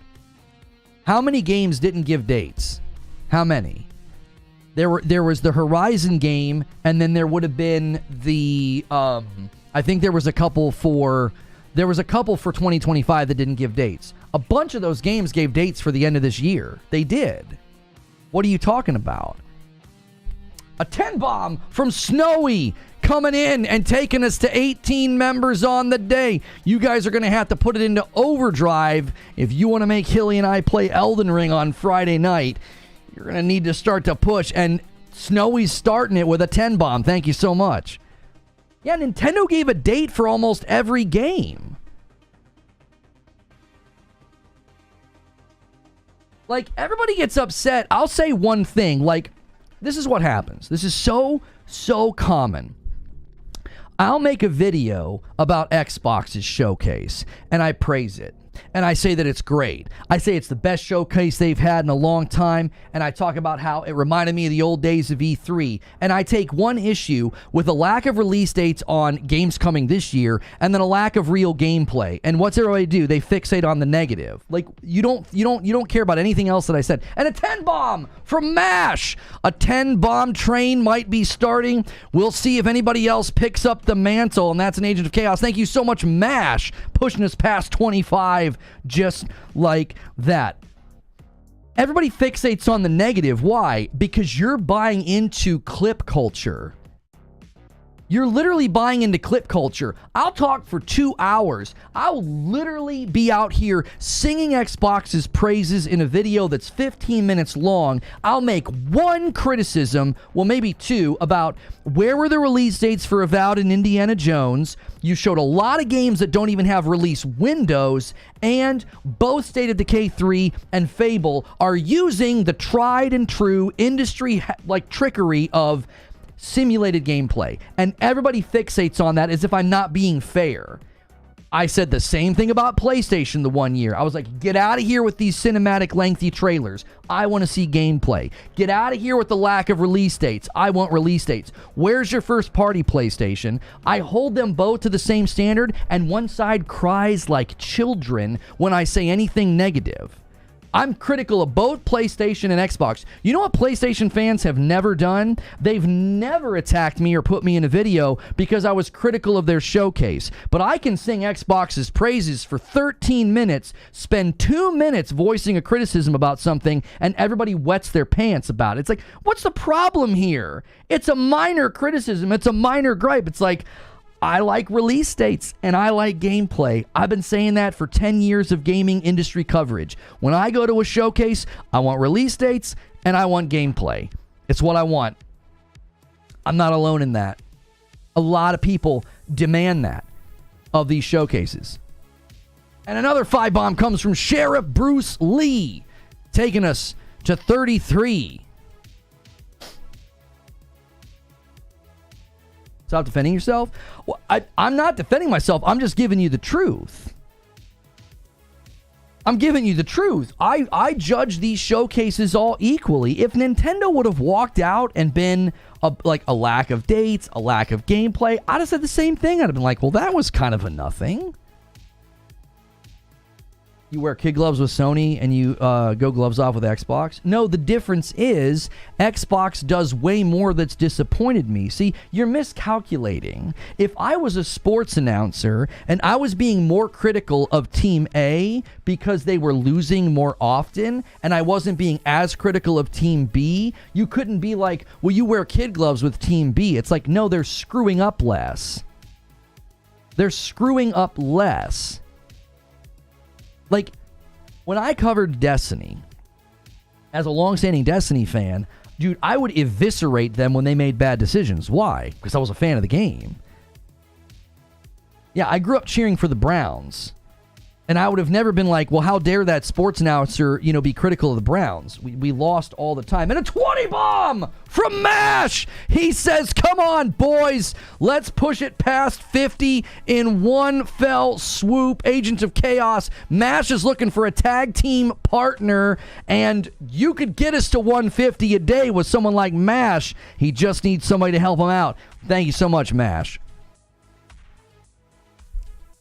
Like, you're miscalculating. It's like, I'm not supposed to be critical. Anytime Xbox does something like this, I literally groan because I'm like, I have to talk about that.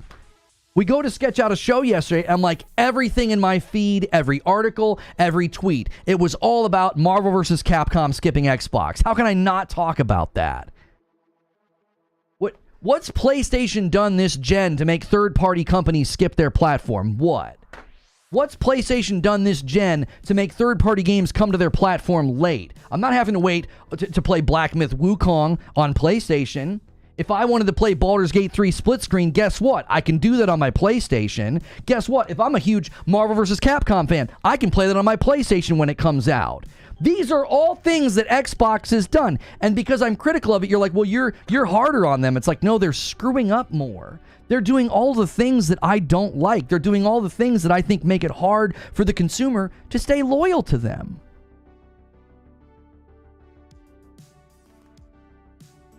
But you said 10 minutes ago, talking about Xbox brings my rating up like Dreamcast guy. No, I didn't. No, you misunderstood what I said. I said, you're a victim of the algorithm. You only watch Xbox stuff, so you don't see my other content. I told you my most watched video lately was about The First Descendant. You completely misunderstood what I was saying. You only see my Xbox stuff, so you falsely conclude that that's all I talk about. And I referenced all my other content to show you that I talk about PlayStation almost equally. I never once said it raises my rating to talk about Xbox. I never said that. Now you're just misquoting me. I didn't say it raises my rating. I said you see that more. The people that are like, all that guy ever does is bash on Xbox, they don't ever see my other content, homie. And I think you're falling victim to the same problem. I really do. You're not seeing my other content. I went into deep player incentivization analysis of like the rules of live service for First Descendant. Like that's one of my passions, is to talk about live service games and the failures that they make and the successes that they have been had. And I've been talking about why, like, I've been going to bat for Bungie against all the PlayStation fans. A lot of the hardcore ponies and a lot of the hardcore PlayStation fans, they do not agree with me. They do not like Bungie. They don't think Bungie had a right to cancel Last of Us Factions, and they don't agree with me. And I'm like, I'm out here defending Bungie, a company that viciously attacked me personally as well as my family and my business, and I defend them when it comes to live service because that's something I really like talking about. So you're just not watching that content. And if you are, you're not giving me credit for it, which I guess that's your own choice. You can pretend that I only do one thing, but you're not living in reality, my friend.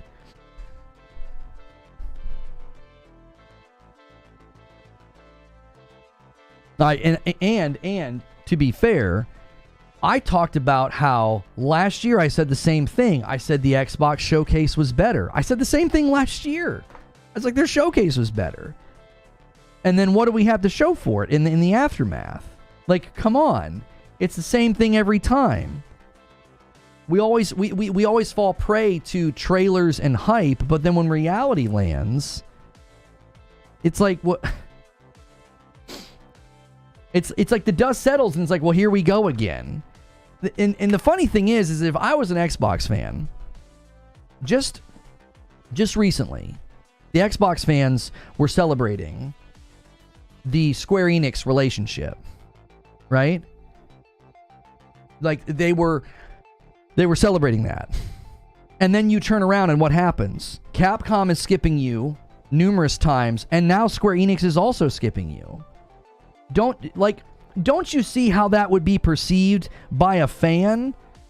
I'm not talking about people who are dyed in the wool and will defend Xbox to their grave. I'm talking about an actual fan of Xbox. Somebody saying, "Wait a minute, what? I thought we were going to be in a better relationship with Square Enix. I thought we were going to be in a better relationship with these Japanese developers, and we're still getting skipped." You know, like, my question at the beginning of all of this was, if you're loyal to Xbox and you're loyal to Game Pass, I want to hear from you. Is there a breaking point where you say it's not worth being loyal to this box if you're getting games late or the games are skipping your platform? At what point do they push you out? Seriously, just track with me for a second. I basically jumped ship last year and I was like, I don't like any of this stuff that they're doing. I haven't got any games for my Series X that are worth talking about. And now they're going the acquisition route that I firmly disagree with on like principled philosophical beliefs about that type of thing and what it does to consumer choice and what it does to the economy, right? So took a strong stance against it. I jumped ship. And as we came into this year, the last 6 months, I've seen other people basically say, I'm done with Xbox. And to me, there are people still holding the line and saying, I'm pro Xbox, I love Xbox, and they're out here singing the praises of Game Pass. They're like, look at how good we're going to be eating, and they're not wrong. There's a lot of great things coming to Game Pass. My question is this situation with third party going to start to make you say, I need to go elsewhere? El Unico Cocho says, Xbox waits for third party, PlayStation waits for Xbox, and PC waits for PlayStation. Okay. I think that's a fair view of it, but here's the question. What happens when a lot of those Xbox titles start landing day and date? What happens when a lot of these, you have these titles that are going to start landing at the exact same time? Are you going to say, and here's the problem with what you're saying though, El Unico Cocho. Xbox doesn't just wait for third party. Xbox is getting skipped by third party. That's not the same. If PlayStation and PC eventually get everything, don't you see the point that I've been making? If PlayStation and PC eventually get everything, PC doesn't get all of PlayStation, they get some, and PlayStation generally, as far as I can tell, they're going to get most of the big Xbox titles, but they're also getting these third-party games. PC's also getting these third-party games. My question is, what will it take for you to say, like, what's the breaking point? What's the tipping point? What's going to push you over and make you say, I'm done, I'm switching to PC? Doc Dark switched to PC. Do you know what yesterday did to him? Nothing. Nothing. Didn't do anything to him. He's fine. If he wants to play Marvel vs. Capcom, he can when it launches. Doesn't affect him at all. Like, that's the point I've been driving at, is like, you're fixated on console war, you're a pony, all you do is bash Xbox. No. My question is to the Xbox loyal. At what point do you decide to go somewhere else? Because you're being given a lot of reasons to consider it. If you just look at it from a purely consumer perspective of what am I getting and where could I go to get more? If that's the question that you're asking, then there's a point where you're going to say that, right? GTA 6 delay would be an issue. Okay, thank you. This is all I want to do. I want to have a constructive conversation. I'm just trying to understand the perspective of somebody who's more loyal to Xbox than me. I was loyal to a point and I said, enough's enough. I'm not getting what I want as a consumer. And you're still hanging tough and you get mad at you. I don't want to project. You guys don't appreciate when I'm like critical of Xbox, right? You accuse me of playing with kid gloves for PlayStation. Whatever. you can make that criticism. I don't think it's founded or fair. But, okay, so you think I'm playing with kid gloves with PlayStation. So I just want to understand your level of loyalty. And for you, Unico Kocho, you're saying if GTA 6 was to get delayed, if it came to Xbox later, that would be an issue. So what you're telling me is, and I think a lot of people would agree with you, and this is where we can have some understanding, it would take a big game, right? Marvel vs. Capcom's close. Yeah, that's close to being a big game skipping, but it's not new, so I could see a lot of people saying, I'm not interested. I would say Marvel vs. Capcom is like scraping at the ceiling of it should be considered a big game that's skipping, okay? But if a big game skips, or you're saying delay, you're like, that's an issue. You're like, I would take issue with that. Gavin with 12 months says, I'm a few minutes behind, so I hope no one said it, but it occurred to me that Xbox essentially did the opposite of what Nintendo did with the Switch. In what way? What do you mean? Anthony says, Lono is asking you, Xbox guy, where is your line in the sand for Xbox to not cross? Thank you. Like, that's why I said, man, just come in and have a conversation with me. I'm begging for people to stop attacking and just come in and talk. Like, that's more enjoyable. There's people on your channel that tell me to go away for giving my own opinion, but you don't see that. That's why I said I'm not part of the Lono cult. Right, you think that's going to be well received here, referring to this place as a Lono cult? Like, that's insulting to say. If you insinuate that all I do is hate on Xbox, the people that are here every day are going to take umbrage with that. They're going to be like, what the frick? No, he doesn't. The people that are loyal and here every day, they've got yellow badges and red badges. You want to know why they take up and defend me? Because they know when someone says something like that they're not being truthful. We're not interested in projection or false summaries or spin. We've been rigidly, since the beginning of my coverage and getting hate from the Xbox loyalists and the fanatics. Last year when I was covering the ABK, I've been rigidly trying to always base things on the facts and the truth. I've never once been like, well, you know, I think that Phil Spencer might be a plant and an alien. Like, we don't go off into wild conspiracies. It's like, no, this is what's happening and this is what I think about it. Here's everything that was said in the court documents. Here is what I think about it. Like, there's a clear dividing line in all of my coverage last year. It was, here's everything. Here's every PDF. I combed over more PDFs and court documents than I ever want to again for the rest of my life.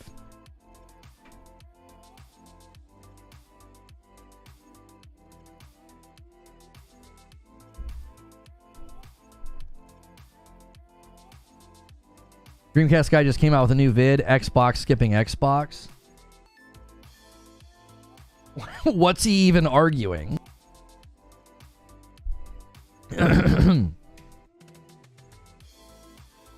Zubair says, if you honestly think that you've been acting in a fair manner, then I actually just pity you. You're living life on hard mode, constantly wondering why everyone is an a-hole. Right, like you can't walk in a room and like start swinging punches and then ask why your lip got bloodied. Like, you know what I'm saying? You can't walk in a room and start throwing punches and they be like, I don't understand. Why did I get punched? You know what I mean? You've got to enter the conversation in a way that's at the very least not insulting to the people in the room. That's like a bare minimum expectation if you don't want people to kind of dogpile on you. And I can't tell chat to stop dogpiling when I'm trying to have a conversation with somebody. I'm paying attention to you. I'm not paying attention to them when I'm doing that.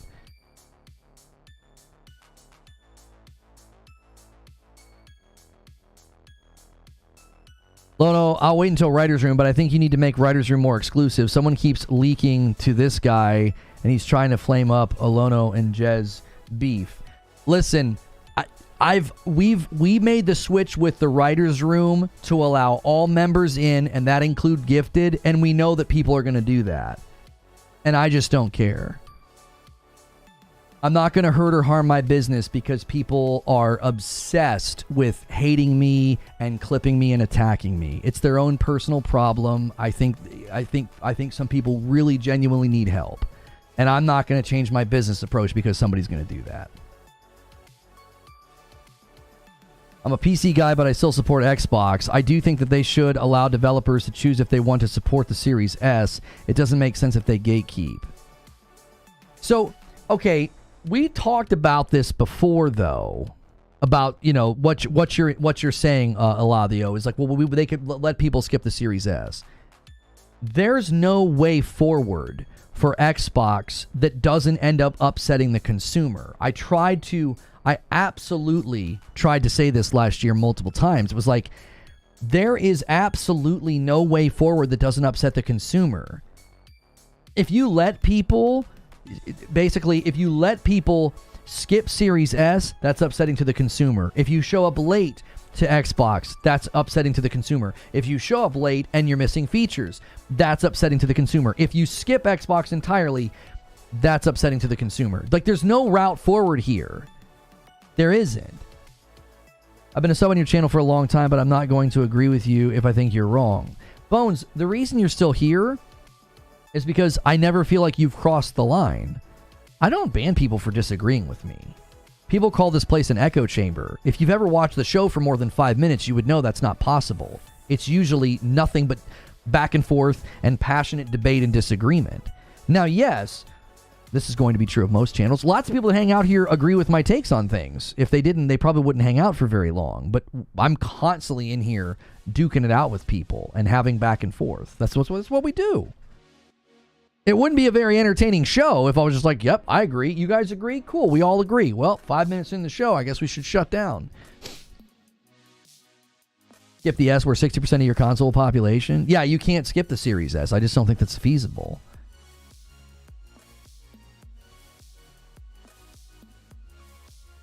Aren't we past the not upsetting the consumer? Let third party skip the S and make sure first party stays supporting both. I mean, I don't know. Chat, you got to weigh in on this. I don't know. I don't think you can skip Series S. I think that's worse than showing up late. I can't imagine that. I was actually kind of surprised that with Baldur's Gate 3 that the devs weren't like, well, we're at least going to give split screen to the Series X owners.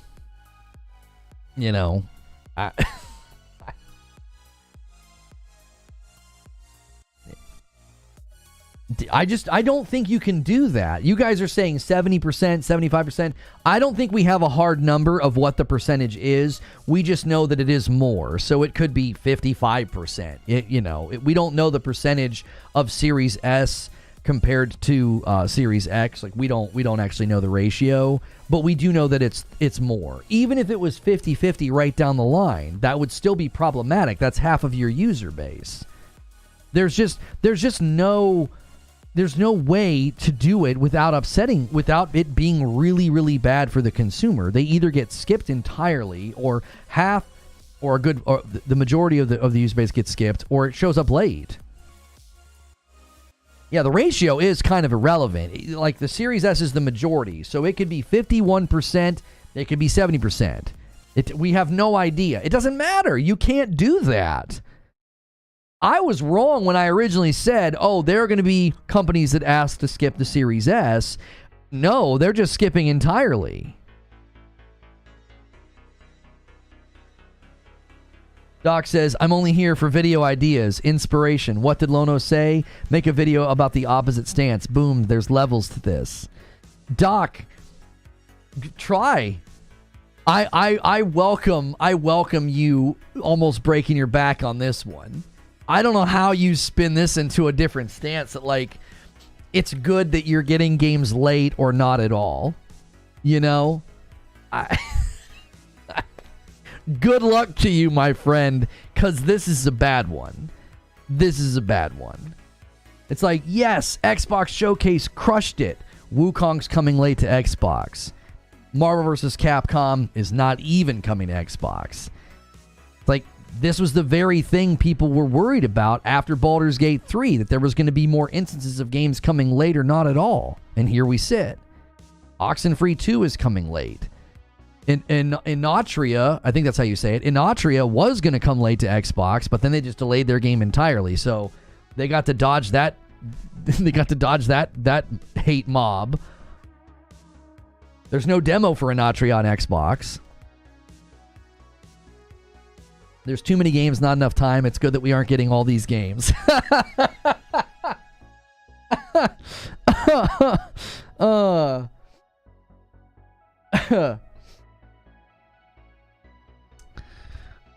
They don't even give Xbox fans a GIMP version discount. I'll get a sip of Doc's coffee too. That's what I'm saying. I welcome it, Doc. Let me see. Challenge accepted. Hold my beer. He'll try. He's gonna try, dude. He'll try to pull something out of the hat, you know. Jiminy Christmas. Oh.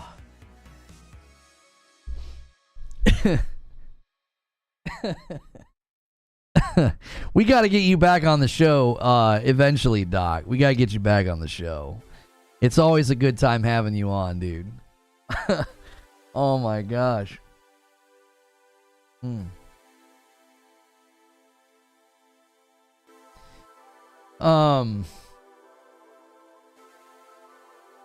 The Xbox people saying that this doesn't matter is crazy. I'm a huge Capcom fighting game fan, and it sucks it won't be able to play with my friends on the platform.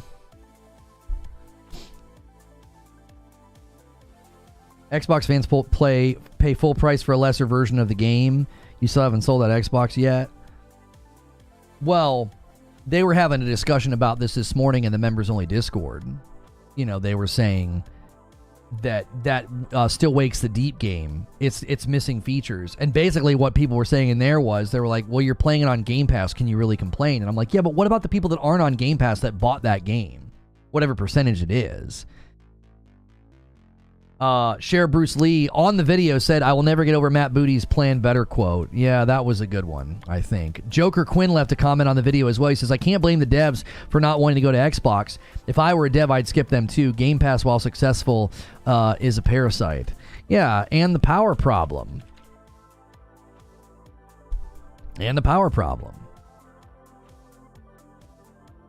I want to know, when it comes to let's talk Black Myth Wukong.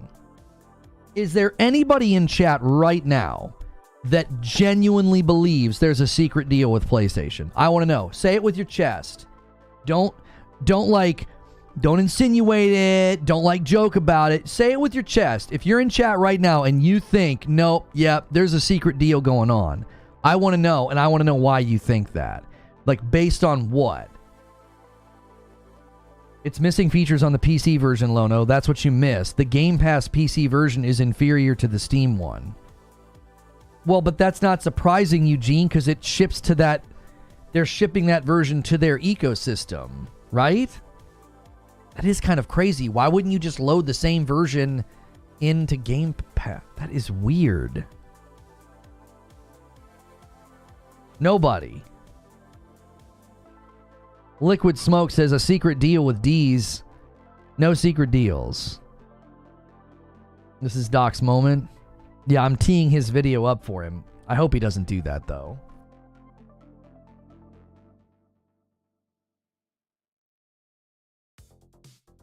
How is it fear, uncertainty, and doubt?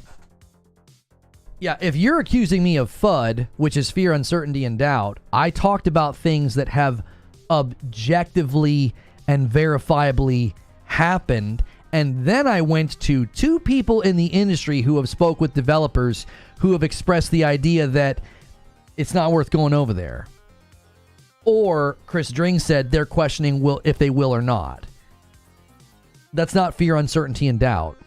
That's called factual reporting. I know that's foreign to some people these days. I know it's tough. I know it's hard. It's hard out here for people that don't understand how that works.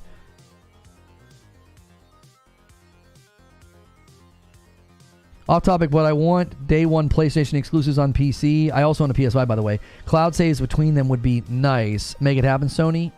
Make me a happy boy. It's not going to happen anytime soon, Fathom Rocker, because if it was, I said this to somebody the other day, you would see plans right now. PlayStation would be signaling that with their spending, and they'd be changing infrastructure at their studios, because games coming out 4 and 5 years from now that are being developed right now, they would be preparing for parallel development at the studios. They would have signaled that in their financials. They would have signaled that when Herman Holst recently took the question about it. The people that are like, oh no, day and date's coming, and they pick a date, and they're like, yeah, 4 or 5 years from now. I'm like, well, but you're not paying attention. There's absolutely no reason to think that.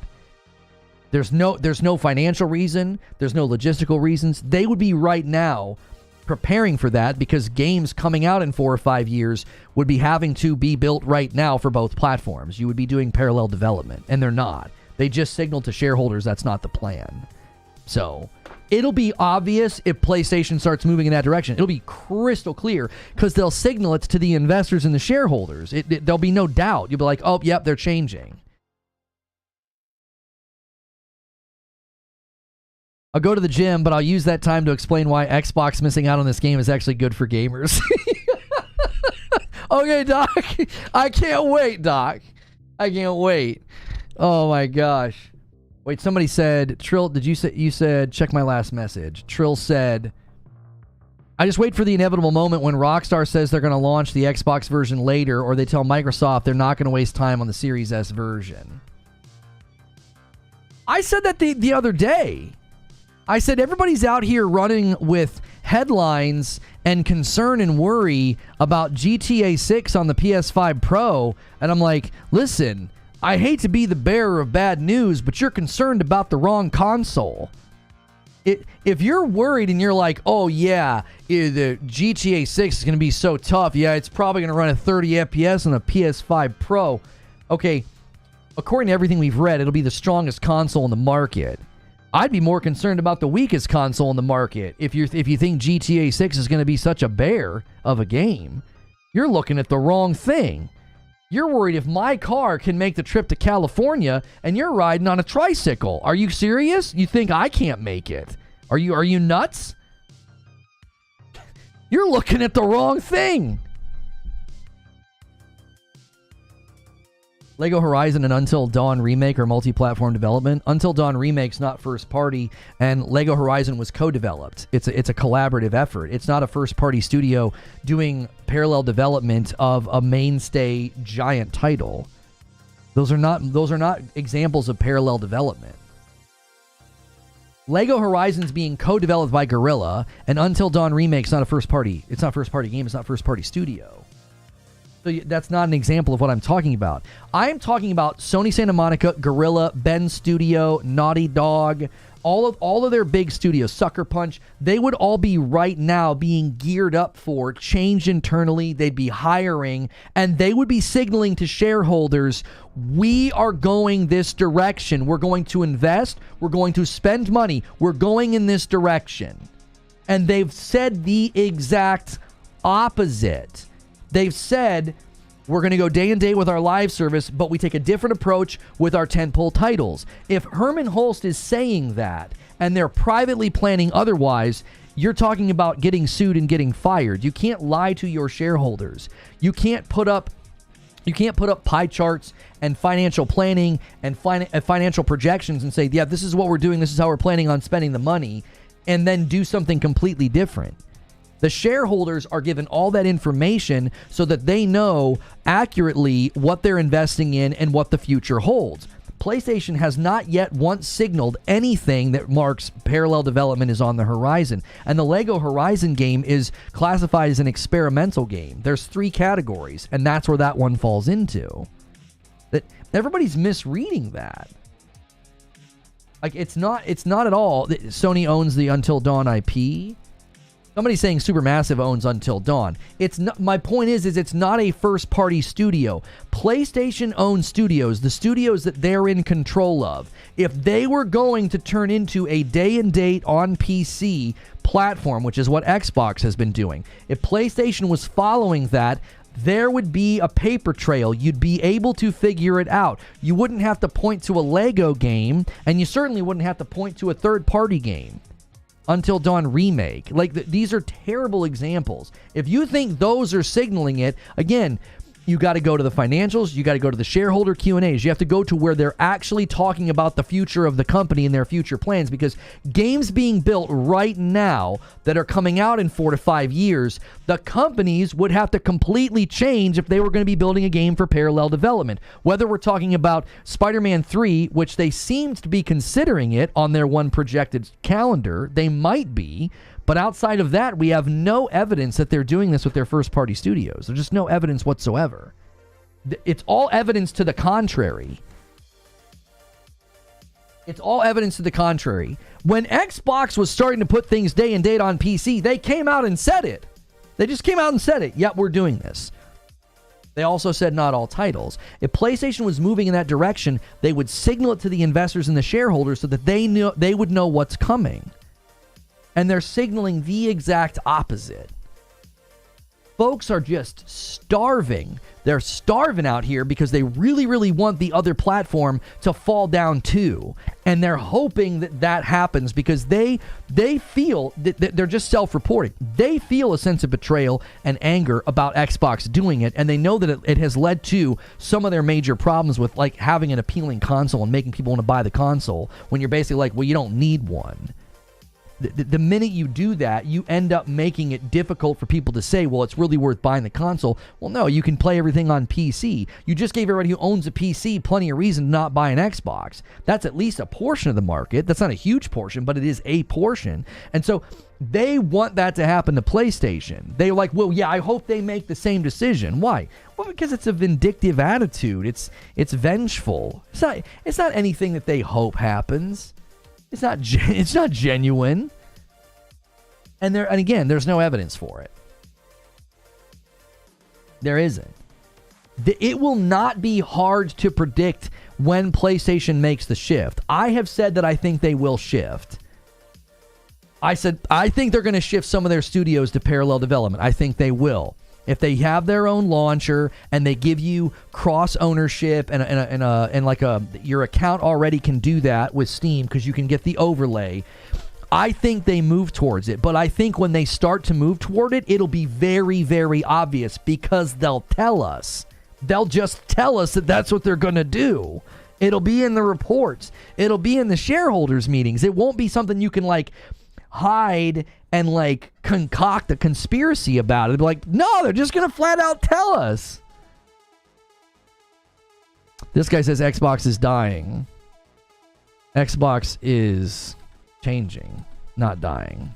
I don't think they're dying.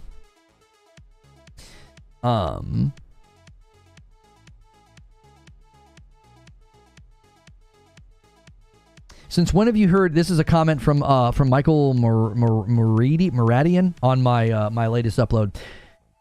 Since when have you ever heard Phil Spencer talk about buying games as he did in the IGN interview? He also tried to say sales on Xbox doubled over the past 5 years, which is laughable. I don't think he said. Did he say sales or did he say users? Didn't he say we now have more people on the Xbox console than ever before? I don't know if he said sales. I would need to see the direct quote. I think you might be misrepresenting his quote. Now, Craig here saying Windows Central has reported that Capcom's older MT framework aren't compatible with Xbox's new era system, so it costs too much to port. Sounds like Microsoft needs to get involved. That is included in this video near the end. I included that in the video. That Jez from Windows Central was like, hey, it could be because of the MT framework and that there's no incentive to port because of the money. And he's saying, Xbox, get involved, get this game to come over. And that's why when I opened up the show today, I was like, I just don't think Xbox agrees. I don't think they're going to see the angle. David Langer says, just wait. If GTA 6 is delayed on Xbox because of the Series S, it'll be a disaster. I agree. And I think that there's I'm not going to say it's going to happen, but if it's going to happen, Xbox will do everything they can to put a stop to that. That would be worse than disaster. I think that would be devastating. That would be absolutely devastating. The console's dying, not the whole brand. That's why I kept kind of coming back to the console, like being loyal to the console. You can get Game Pass on PC. these games are going to start coming to PlayStation day and date. I think, and this is ultimately my argument, I think they're making it very difficult to be loyal to their console. That's what I think. I don't think they're dying. I don't think I've ever insinuated that like they're in trouble. It's always been, no, they're changing right in front of us. They're changing into something different. I ended my video by saying that what is this? What is this for? Oh, somebody ordered some coffee. Hang on. Yeah. So I got a PayPal notification. I was like, what? Somebody with the first name letter is starting with Z. I don't know your username, and I'm not gonna sit here and I'm not gonna dox you and put out your full name. So thank you. I think Lono is right. GTA cannot be allowed to be delayed. Microsoft will open up the purse to make sure that doesn't happen. Yeah, Microsoft would quite literally throw everything they have at no, we need to ensure that doesn't happen. They're going to send developers, they're going to send engineers, they're going to whatever we got to do to make sure that is a playable, launchable game on our platform at launch, we'll make it happen. Nobody needs a Series S version of GTA 6. Rockstar, please don't gimp your game because of that trash. I mean, I don't think we need to necessarily talk that way. I mean, obviously, I get a little hyperbolic about that, but I don't think Rockstar is going to do that to the game as a whole. They've waited so long and they've worked so long on it. They're not going to do that. Xbox is not committed to the console anymore. I think you could make an argument that they've deprioritized console, but then they just announced a bunch of hardware at their showcase. So then it's well, I don't know. It feels like mixed messaging to me. It feels like mixed messaging. It's like the way they handled the marketing, the way they handled production, the way they handled Series S priority, the way they stopped talking about the power narrative. They were no longer talking about Xbox as the world's most powerful console. All of that stopped, right? To me, it signaled, especially after the FTC leaks, I was like, well, you're signaling that the Xbox console's not as big of a priority anymore. Satya Nadella was like, let's make a controller. And then that's just a way to connect to cloud. And I was like, okay, they're deprioritizing the console. And then they end their showcase with a new Series X and a collector's Series X. And I'm just like, now I'm confused because, and if you look at the sales reports, it's like you're having a decrease in sales. Everything's down year over year after the previous year was down year over year. You hate Xbox, bro? Admit it. No, I won't admit your projection onto me. I won't, because I don't. The insistence that you can tell me what I think or what I feel, it's something people commonly do, and it's basically a form of manipulation. It's like you don't like what I'm saying, so instead of it coming from a place, you think that I'm not being genuine, right? It's like the people that call me a grifter. They think that my views aren't genuine. Why? It's too difficult to engage with them. It's too challenging for them. It's too hard. They're not tall enough to ride the ride. So what they do is they sit next to it and they spit at it. It's like, well, I can't get on this ride. I can't engage with what he's saying. I can't break down the argumentation. So what I'll say is, he's a grifter. He doesn't really mean it.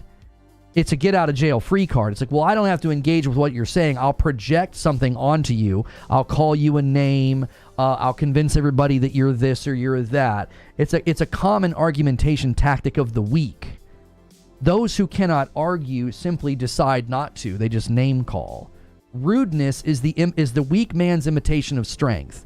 It's faux strength. You're posturing as if you've got something strong to say and you're not saying anything at all. You're just calling me a name, which ironically, if that were true, if I was just a grifter, if I didn't think any of these things genuinely, that would make it even easier to break down the argumentation. It would. Which is another indictment of the people that claim it. It's like, well, then just break down what I'm saying. It's not that difficult. It isn't that difficult. The reason they can't is because they're going to have to engage in a topic where there is a mountain of evidence that proves me right. There's undeniable now, like a trajectory of measurable, objective, verifiable evidence that these things are happening. You could hand wave last year and say, you're a pony, it's not the Series S. You're a pony, devs aren't going to skip Xbox. Xbox is too big for that to happen. You going to say that now? You going to say that now? Like, do it. Do it. Just repeat the same thing, because now anybody, this is what I care about. The average consumer that comes to YouTube, they're not going to be interested in that. They're not going to be interested in the name calling. They're going to be like, I want to know what's going on. I want to know what's happening. Why can't I get this game? And they're going to find the truth far more appealing than throwing mud and calling names, because that's not going to put the game on your Xbox. That's not going to change the situation.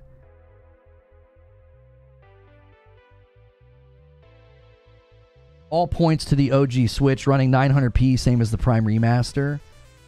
Yeah, John Linneman from Digital Foundry just crushed my dreams. I like John. I really like John from Digital Foundry, and I'm here to tell you, he comes off like a real cuddly teddy bear and a real nice guy, but he's ruthless, and he crushed my dreams. Yeah, the Metroid Prime 4 gameplay footage, according to multiple people now who have analyzed the footage, they're like, no, that's probably running on the standard Switch. And I was like, oh, my dreams are crushed. I still think that's a cross-gen game. I still think Metroid Prime 4 is going to be one of the games that they use to show off the Nintendo Switch 2. But, yeah, John Linneman just ratioed me with the word nope.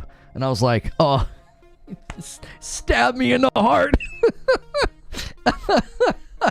I was like, are you kidding me? Like, I went and checked the tweet later, and I was like, he just ratioed the frick out of me with one word. And I was like, let me dream, John. Let me have a dream. You know? I'm really just, I think, really looking forward to the Switch 2 for that reason. Like, to be able to play a game like that, and my hope would be that we get, like, 60 FPS. Oh, my gosh. That's a dream. So I was being a little biased to be like, oh, please, let this be our first glimpse at Switch 2, you know?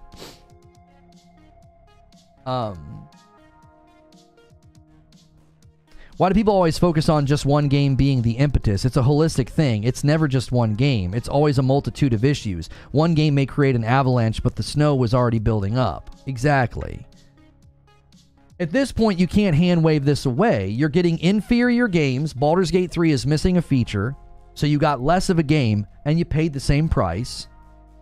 You get games late, Black Myth Wukong, or you don't get games at all. Marvel vs. Capcom. That's a trifecta, if I've ever seen one. That's a trifecta. You get an inferior product because they have to cut features. You get the product late, or you don't get the product at all. Those are great bullet points to put on a PowerPoint. Yeah, you should buy this console. Why? Well, do you like disappointment? Do you like waiting for things? Do you like buying a product that has less than the person next to you? Well, boy, do I have a console to sell you. Jiminy Christmas.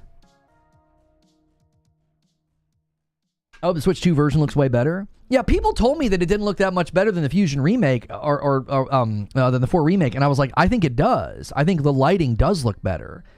I think the textures do look better. I think performance also looked better. But, okay, the experts have weighed in, you know? I was like, hey, maybe. I used the word may. I said, we may be looking at. I didn't make a definitive statement, and John Linneman, the crusher of dreams, descended on my tweet. Oh. Well. Xbox first party cutting features, co-op for Halo, or split screen. Yeah. Now Lono doing his John from Digital Foundry impression, calm then cold hard facts with a trifecta. Oh, I don't know. I wasn't meaning to impersonate him. I don't think I could do an impersonation of him. He has a very, he's one of those guys. He's similar to me. Is that very flat dialect. He doesn't really have like an accent that you could impersonate. You know what I mean?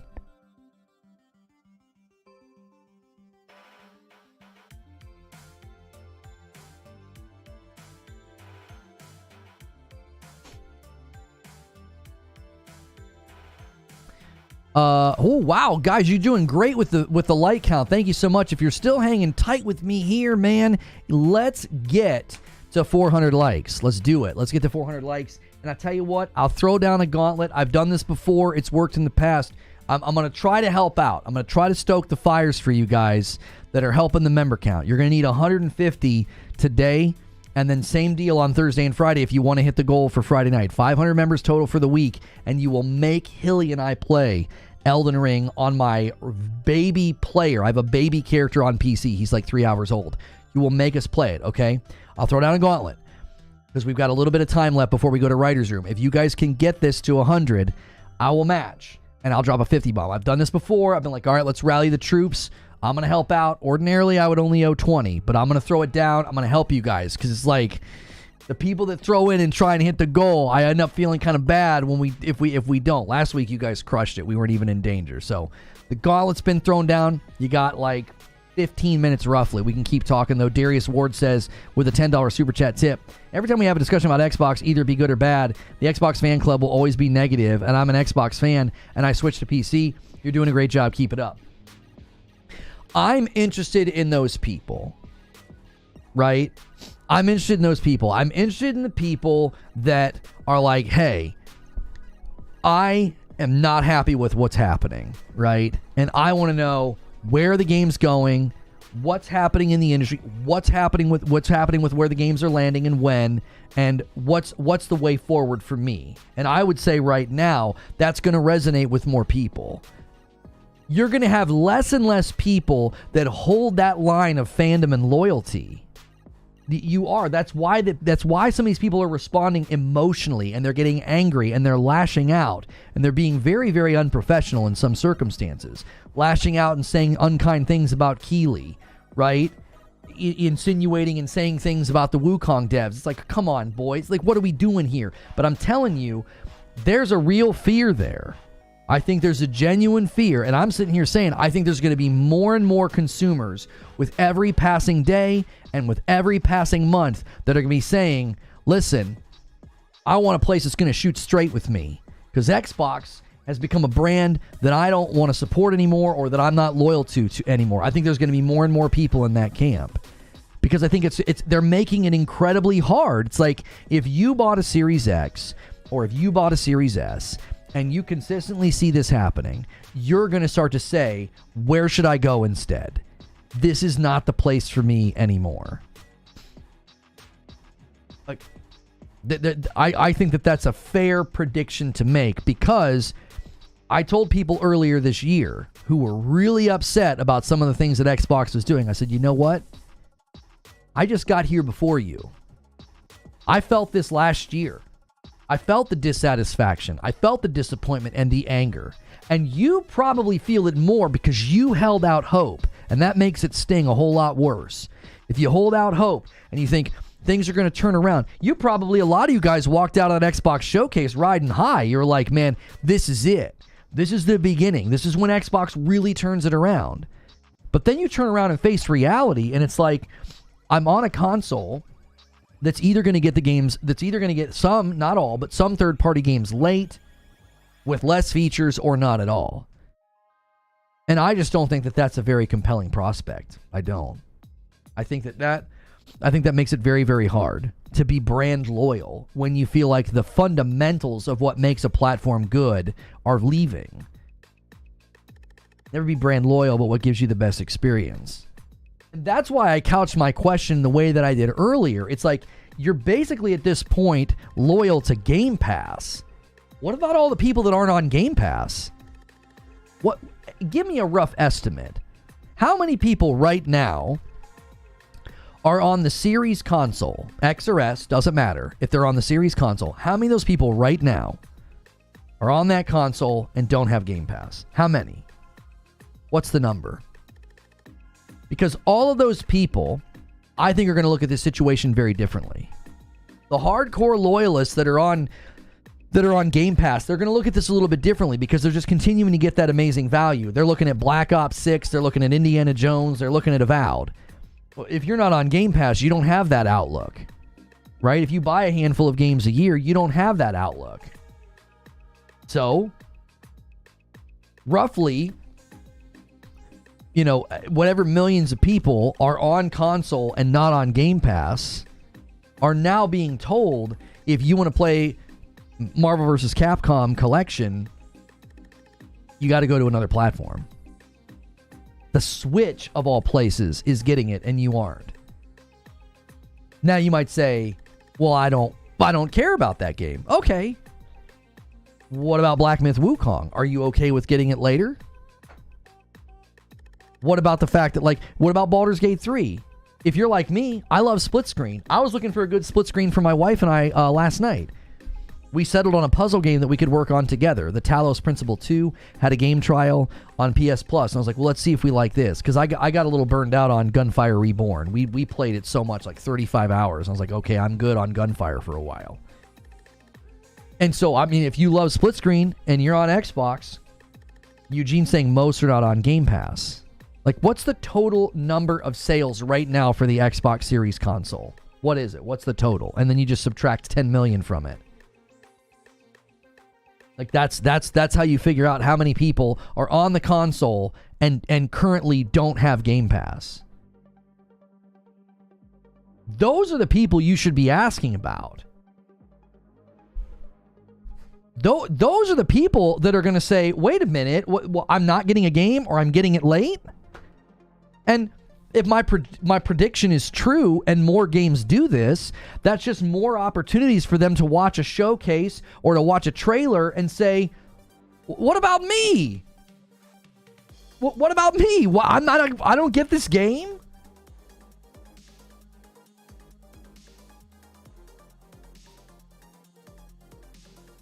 Indiana Jones look hideous. I think Indiana Jones looks stylized. I'm still not sure what's going on. I feel like the trailers have been fine. You know, I feel like it's been fine, but I also feel like it's really stylized. So, you know, is that making it look a little awkward or uncanny valley, or is there something going on with the engine? I think it looks good. I continue to tell people, like, I think it looks fun. I think the latest trailer really captured the essence of Indiana Jones, but there's something about the stylization. I'm like, it looks like inconsistent. Like, sometimes I'm like, that looked pretty good, and then other times I'm like, that looked kind of awkward and rough, you know? You think the movement in the combat looks terrible, Sven? That's rare coming from Sven to be, like, that negative about something. No release date and no uncut gameplay. Yeah, Avowed did the same thing. I didn't even think about that. We fixated on State of Decay 3 and Fable doing what I call simulated gameplay, and Indiana Jones and Avowed are coming out this year, and they didn't give us a lengthy gameplay look or a release date. I don't know, man.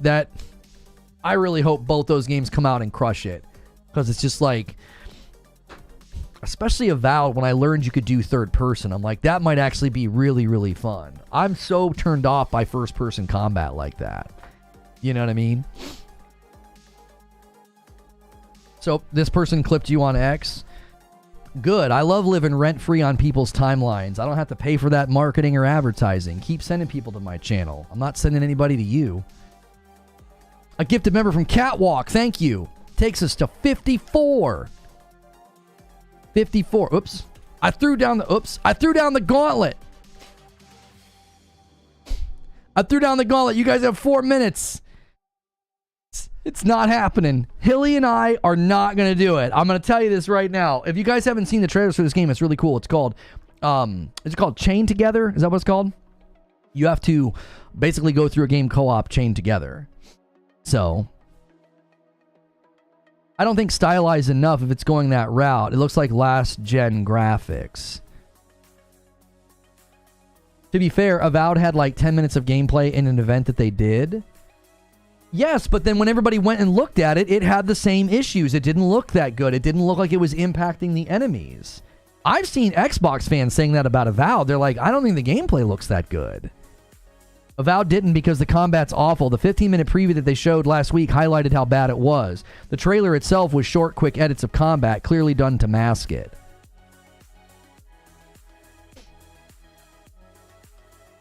Our stuff absolutely blew up. About 25,000 views total. Unfortunate it promotes that account. I don't care. That's just more people seeing my face. Doesn't matter to me. I'll just keep scraping people off the top, you know? The people who already hate me, they're not a factor. They don't matter. They're going to keep hating me. I'll just scrape the people off the top that are like, that looks like a good show. That looks like it'd be fun to watch. He let some 12-year-old lawyer come on and yell at him. That's a good show. That's a good show. You know what I mean? Let this guy come on and yell at him. I'm going to watch that channel.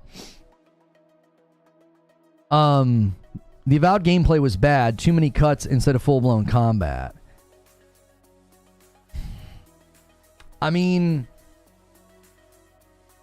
it's hard not to say that, yeah, and then Indy relied on a cutscene almost entirely, and I liked it. I liked the cutscene. I thought that really captures the essence of Indiana Jones, because I grew up watching the movies, and it's got the hokey slapstick, you know, and then the punches and stuff. It's like, yeah, I think this is capturing the essence of Indiana Jones, but yeah, there was a real lack of gameplay in that one as well. Real quick looks, real quick cuts.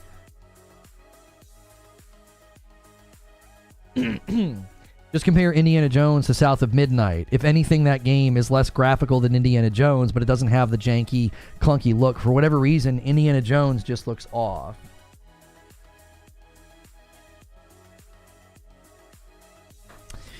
Well,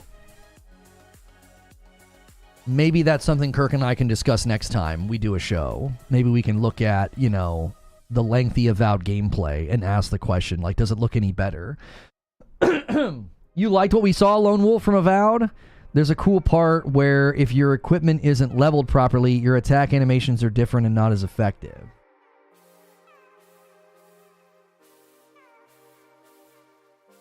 Can I get a recap?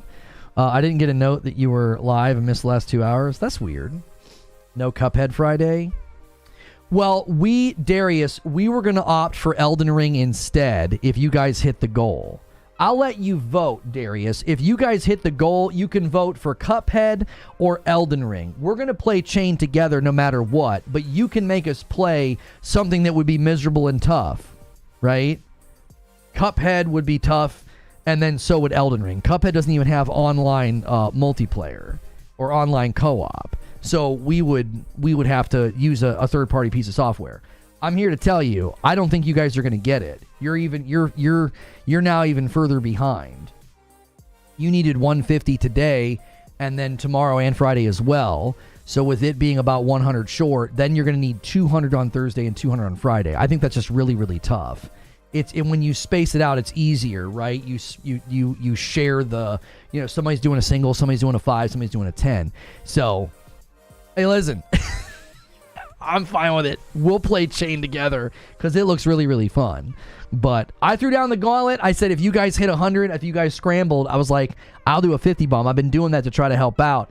And maybe people don't want to watch Hilly and I play Elden Ring. I don't know. If you can think of a better incentive, let us know. Let us know. I thought that'd be a good incentive to make Hilly and I play co-op and beat the Tree Sentinel on a day where everybody's talking Elden Ring. Friday is Shadow of the Erd Tree. I will be playing Shadow of the Erd Tree during the day that day. It's like a Cuphead, almost bad enough to not get in gaming journalism. Yeah, Cuphead's tough, man. Cuphead's tough. They better show up with the September showcase. can't see them not doing one. All signs point to the PS5 Pro coming this year. They've got to do something to announce that. What are they going to send a tweet? Like, I don't know, dude. PlayStation's weird. They keep their cards close to their chest, and it's freaking annoying. You know? It's annoying. I criticized it for them last year. I criticized them for it this year. It's like, you got to let people know what's going on, and they just don't freaking care to. Like, hey, you should have told us that there's a showcase coming later this year if there is one, you know? Hey, we can't wait to share more later this year at our showcase. They just don't care. You know? They did the same thing last year. It's like they made everybody wait. They skipped an entire year, didn't do a showcase, and then they walked out with a bunch of third-party, 3 cinematic trailers from their first-party studios, and then a bunch of Spider-Man 2. And I remember thinking, like, what the world are y'all doing? I just don't think they care. They're not marketing their product to me. I'm not the target audience. I've got everything, right? They don't need to market to me to a certain extent. They don't need to market to the Twitter hive mind. They need to market to the gaming community at large. That's who they need to market to. And the gaming community at large doesn't care about first party versus third party or second party or any party. They don't care. The gaming community at large just watches something, sees a bunch of games, and is like, hey, cool, I'll play those games. And, you know, their first party studios have been quiet for so long that I have said that I feel like the dam's got to break eventually. You know, you got to have something. You like... You know, Tsushima 2's got to be coming, right? Like, when people say Sony has no games, Sony has no roadmap, Sony has nothing coming, well, in order to believe that, you'd have to believe that every single one of their studios is like what? Just playing foosball in the break room? Like, they've got to be building something. You know, Blue Point, Sucker Punch, Bend, Naughty Dog, Guerrilla, Santa Monica. It's like all these studios have got to be making something. They're going to have something to show for it eventually. They're not sitting around doing nothing. Yeah, Insomniac. I think the thing that surprised me the most, coming out of Summer Game Fest, was that there was no Spider-Man 2 DLC. So, all right, I'm going to gift the 10 members that I owe you. You guys were on the ball today. So we hit 50. I owe you 10. I owe you 5 every 25. So thank you to the people who gifted and made that happen. We're going to now be transitioning to the writer's room. This is a behind-the-scenes look at how we plan our shows. And to the people who continue to steal the content and re-upload it onto Twitter, that's content theft, and it's copyright infringement. You're not adjusting the content. You're not changing the content. So you can continue to do that. We're not seeking any reason to put a stop to that, but that's not the same as reacting. So you're welcome to react to my content. You're welcome to repurpose. Re-uploading is not that. Re-uploading is content theft. So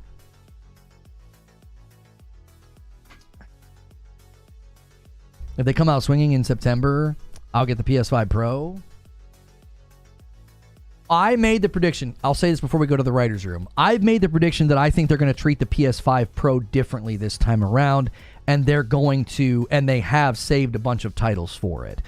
I think they see it as being a little bit more important than the PS4 Pro. I think they're going to treat the PS5 Pro as more important. So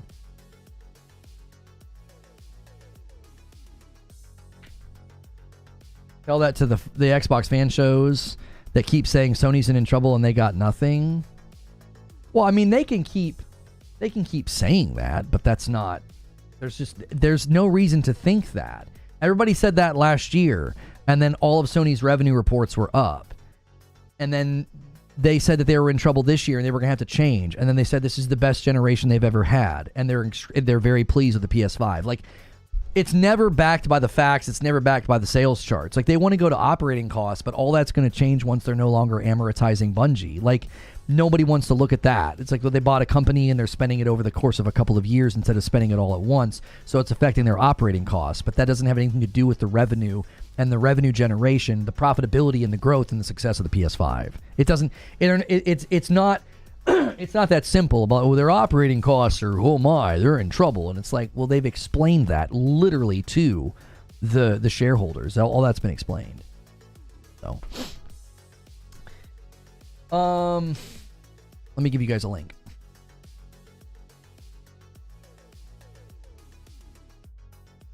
Naughty Dog, Gorilla, Sucker Punch, Santa Monica, Insomniac have all got to put games. Have all put out games in the last 4 years. Xbox is just so far behind that people forget they all release games. Yeah, it was like when people said Naughty Dog's got to get something out. They got to do something. They got to do something. And they were saying this last year. And I was like, they released a Game of the Year award-winning game 3 years ago. What are you talking about? Like, hold all studios to that. Every 3 years, be like, what are you doing? Where's your game? Like, do we do that with other studios? No, we don't. Because it's an unrealistic expectation.